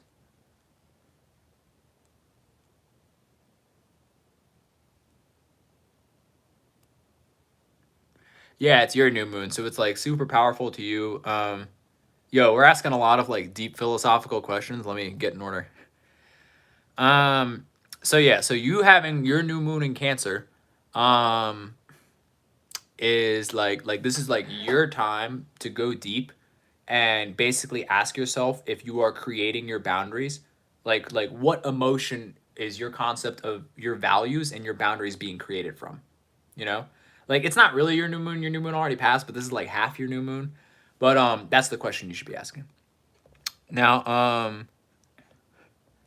when I think of all supernatural beliefs, astrology gets lumped in with religion and tarot. Do you mean tarot is based on the physical, or like astrology is based on the physical? Because like, bro, it's like when you're asking about like spiritual things, it's like why would you base it on the physical? You know what I'm saying? Like it's under like astrology is the technical understanding of the energetic influences in this realm. And like some of my personal theories that I need to think way more about and articulate is that I think astrology is the answer for like the unexplained influences of gravity, right? So it's just like if we look at Earth, for example, nobody talks about the Earth sign. It's opposite your sun sign. But when we talk about Earth, it's like we are physically attached to the energetic element of Earth, which is the physicality, the practicality, the slow growth experience, right? And we're physically attached to that. But when we talk about Earth as an element, which is what I just mentioned, like we are going through all of those experiences on this plane or on this wavelength of hard light. So that's kind of why I look at it that way. When we talk about sorry, there's a lot of comments. Um, yeah, North Node. So it's not nodes, it's singular node. And the North and South Node are mathematical placements based off the moon's correlation to the sun at your time of birth. The nodes, the North Node is your like spiritual direction forward, like how you're supposed to grow spiritually. And essentially, what's going on with that is right now the North Node is in Pisces, right? So you need to focus on the house you have Pisces in your chart to give you an articulation of how you need to move forward. For me, this is my nodal oppositions. So I move forward by doing what's easy and what's known to me right now. You know? So that's like and the south oh yeah, and the south node is like what you're good at, what's comfortable, but also like what's holding you back in your spiritual growth.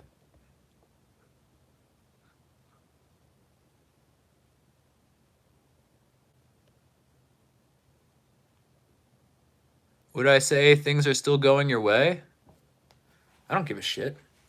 Like that's such a I would encourage you to expand beyond that concept because I don't think you have defined enough intention around what going your way even is to ask a question like that.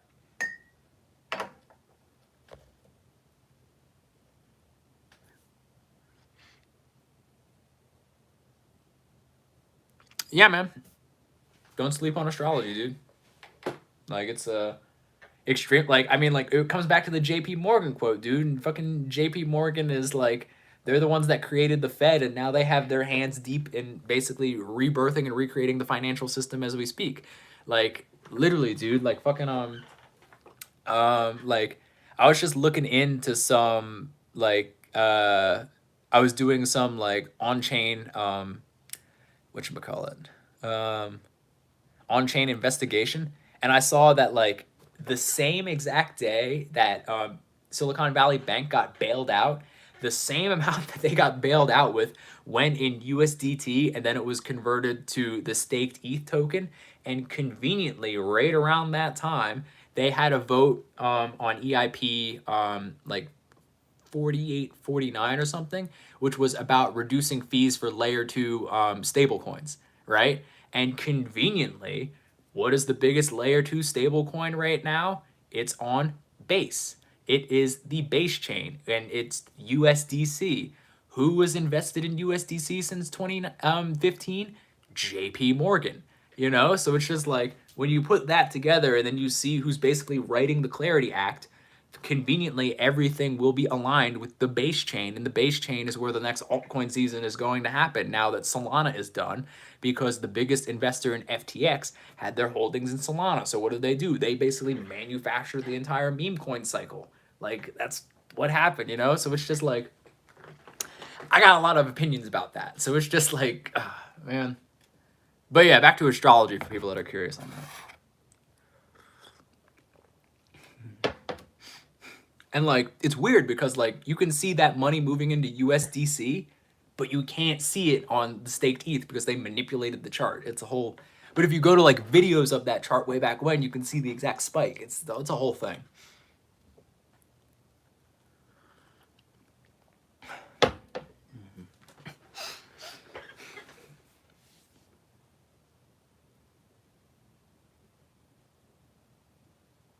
Yeah, that sums it up. Thanks, Beans. Sorry if nobody understood what I was talking about, but you got me excited about something that I just discovered and thought was interesting. But yeah, guys, get used to the words USDC. It's not CBDC, it's USDC. Same thing, different legal structure.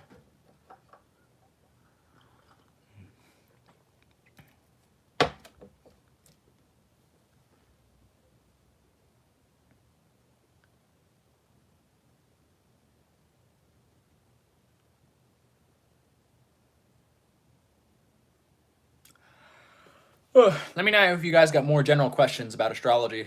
I've been on here for like almost 2 hours now, so I might dip soon and go make some breakfast. And then I'm gonna go try authentic battle damage.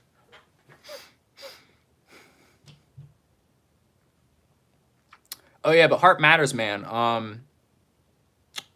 I like you said last time, I have enough people that can explain to me like whether I should invest in a software. But if you had like any connections in terms of like people that want certain software built, that would be fire. I know a lot of people are asking about that, but if you can hook up your boy for your other boys, that would be cool. Cause one thing you may be interested in, everybody just ask your astrology question. I'm gonna talk about this. Is my homies, you can look it up. It's called leak-seek.com. But my homies made a fingerprinting software that can basically plug into G Suite or Microsoft Exchange, and it basically stores like all the data of the documents would still be stored on like G Suite and Microsoft Exchange, and it's basically a plugin that creates a document fingerprinting software that doesn't store any first or second order metadata, and it's like it's already done, it's already created. We literally applied to like one of my other jobs is I'm a fake tech CEO. So they basically like train me on whatever it is they want, and then they ship me out to go like sell it or whatever. But basically like that was like the company that we built and basically applied to like Y Combinator for, but didn't get accepted because they were too hype on vibe coding. But yeah. So my one homie is, do I prefer Western astrology or numerology? That's a weird question. I do both equally. Yo, Mercedes, can you like say a more interesting question? Like that's like I don't mean to I don't mean to be rude, but that's like almost a disrespectful question, because it's like it's basically saying do your job for free. You know, like if you're actually having a conversation with someone, like you put a little more effort into asking something. Like your other questions are great, but that one is annoying. Once again, I don't mean that in any like personal disrespecting way. I'm just simply saying that I think that question was not interesting to me. Yeah, I know. Big Forehead Ohio Gary says numerology supersedes astrology, and like in a way it does. But at the same time, like it's only like that is based off the logic of KISS. Keep it simple, stupid. You know? So it's just like it's more pure, but does it supersede? I don't know. Um I don't know. I mean, like he's good at numerology, but he has like he just has that air of arrogance that comes from like specifically people from Ohio that I just don't like. But I listen to what he says, obviously.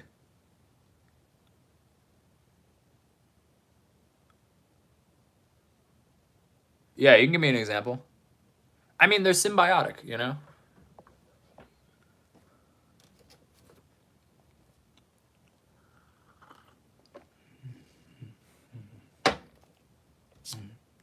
But yeah, I don't know if I don't exactly know if these developers are looking for a job, but they're more looking for contract work, if that makes any sense. But yeah, if you got anything like that, like literally email me at it's joe@SoularSystems.org. It's in the description and all over places or something.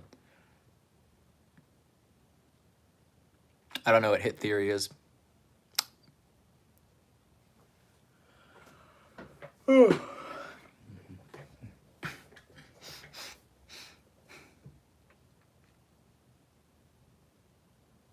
maybe I do. I don't know. If you could explain it to me, that'd be nice.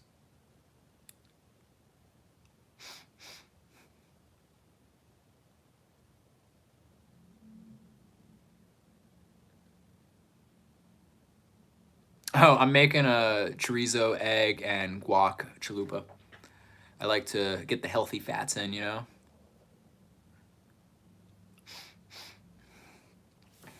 I think that's also what kept me young.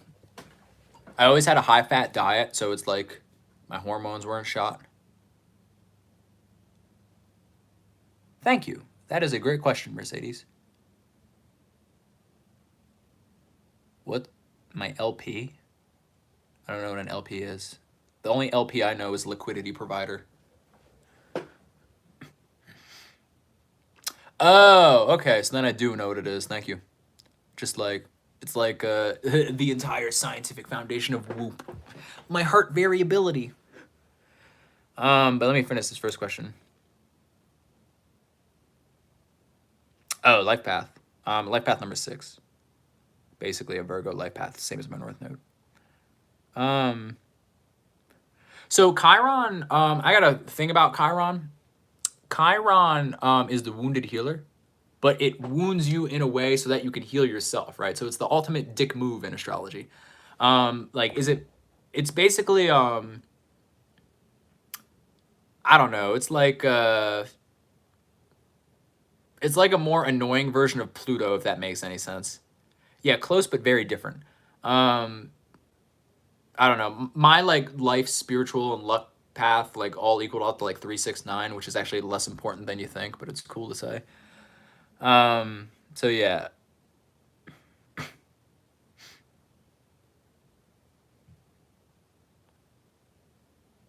Since when? About a decade. About 5 years of professionalism. Depends on what you ask. But yeah, high intensity interval training with astrology is thank you. One of my favorite moments is when I was 14 and I was on a Boy Scout trip hiking. Me and the homies,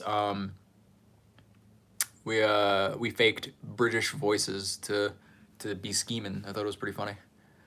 Some teenage shit, you know. But yeah, hit training and astrology. I don't know. I think that's a very like Aryan thing.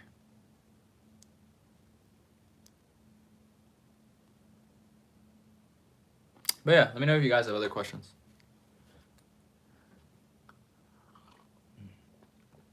This live has had to got like 1,000 views by now. I'm interested to see when I get off.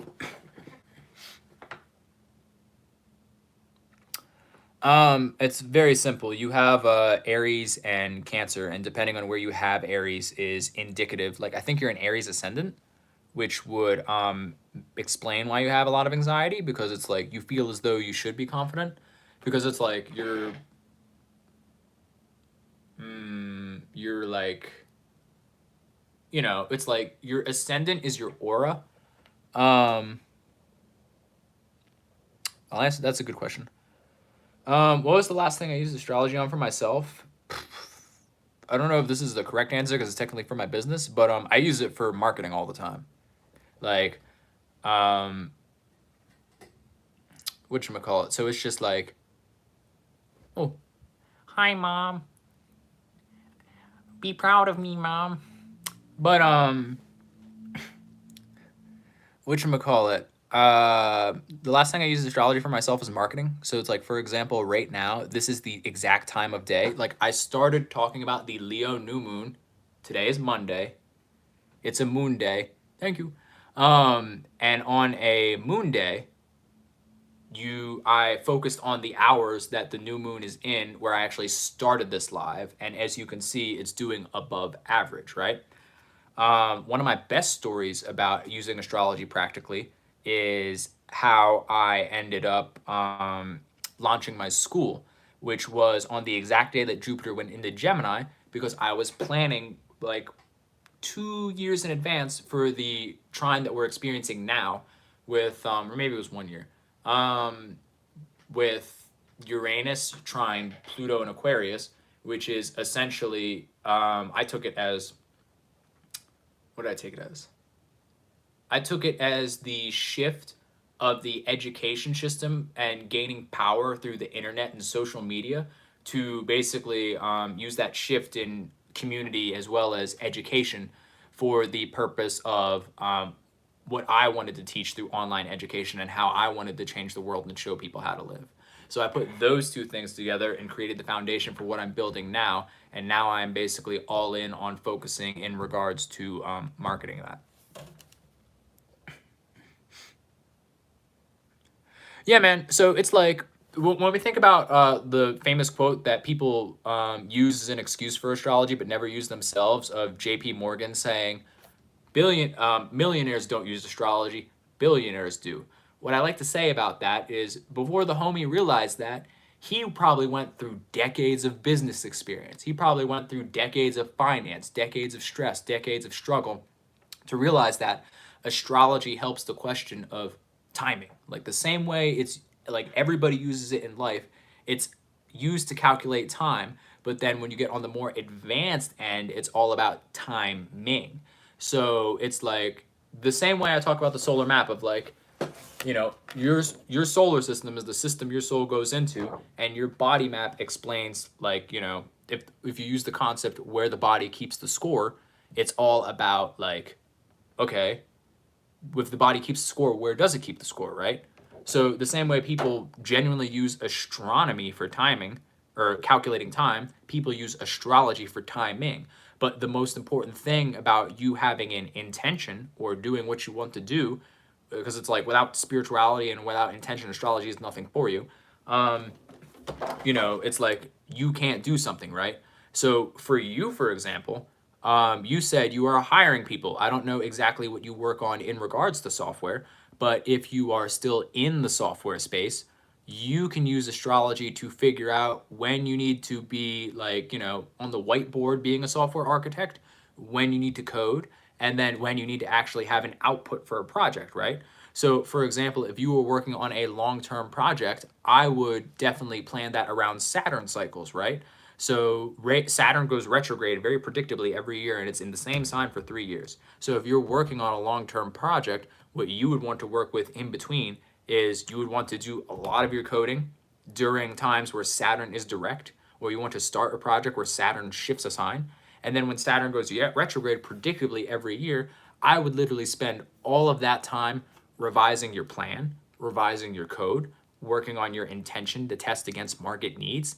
And then once it goes direct and you've shifted that code and you've like done a debug for 3 months, then you can move forward and recognize, okay, based off market needs, does this run the actual way that I want? Does this function the way the market needs it? Is it simple enough that I can push this out broadly as a product? Like, these are the questions of how you would use Saturn specifically for a long-term coding project, you know?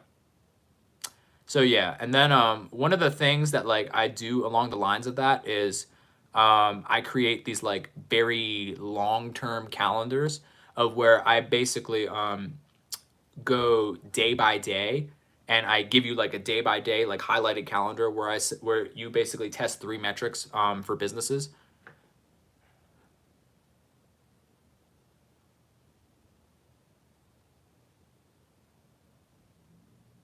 Yeah, that's why they call it lunatics, you know, full moon mania phase. Yeah, dude, if you need whatchamacallit, contracted software development, and you need a team that can be scaled up with security clearances, hit me up, man. I can get you a lot of that. But anyways, along the lines of that, yeah, like paying attention to Mercury retrograde, people management is pretty huge for like the moon cycles. So it's just like, if you know it's a full moon, scale down the workload. If you know it's a new moon, you know, scale up like new phases in the project, right? So if we're thinking about Scrum or whatever, it's like you would move that over to the, you know, moving it up phase, you know? Yeah, I got you.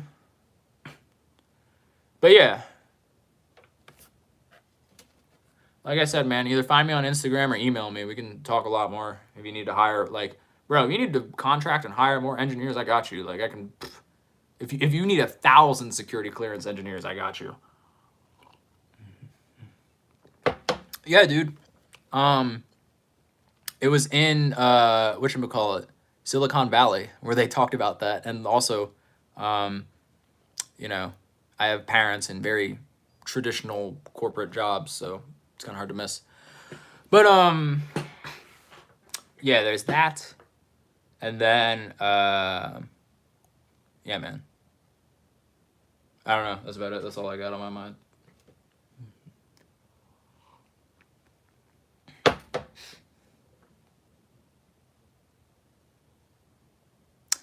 Yeah, no, I learned that the hard way as well. You know, R.I.P. Doge, and you know, Big Donnie is Big Donnie's. Hey, man, he gets distracted. We'll leave it at that. He's also a Gemini. He's a Gemini with, ironically, a Leo ascendant. So I would assume that Trump is actually starting to implement some long-term plan right about now. But it's also the end of crypto week where all the bills are getting signed into law. So I think it's kind of simple to understand what that is, where the homie is pumping his bags. So oh yeah, well no, on the new moon, the Trump coin unlock is just happening. I forgot about that. There we go. But yeah, anybody got any new questions?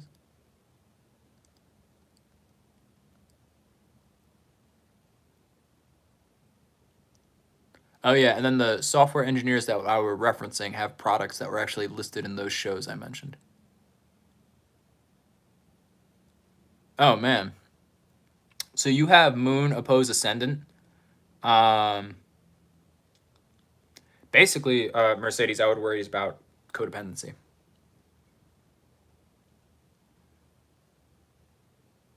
Morning.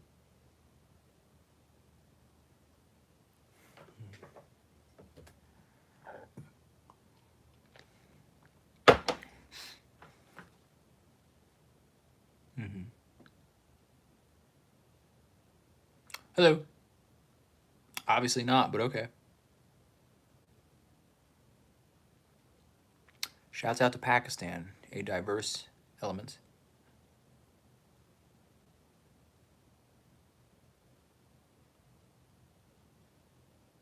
Oh yeah, no, 1,000%, dude. The older dude that I work with is like he's had a security clearance and worked on products of that nature longer than I've been alive. So yeah. But yeah, email me so I got your contact info, dude.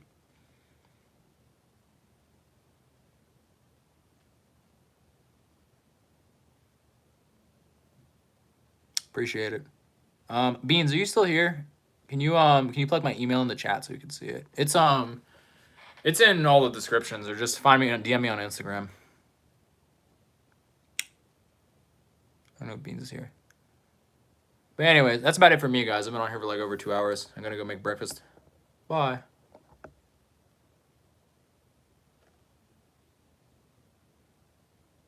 Oh wait, No, I saw. Yeah, can you plug the Joe at SoularSystems.org so Heart Matters can see it? I like, for some reason I don't think I can comment. Yeah, that. Yeah, but that's my email, dude. I'm pretty responsive, especially for stuff like this.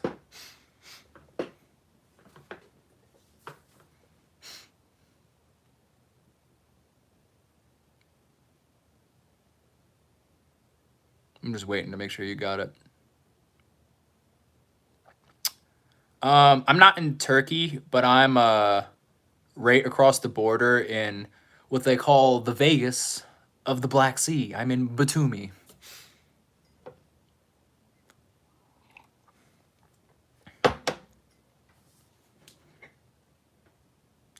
But yeah, you should have it by now, homie.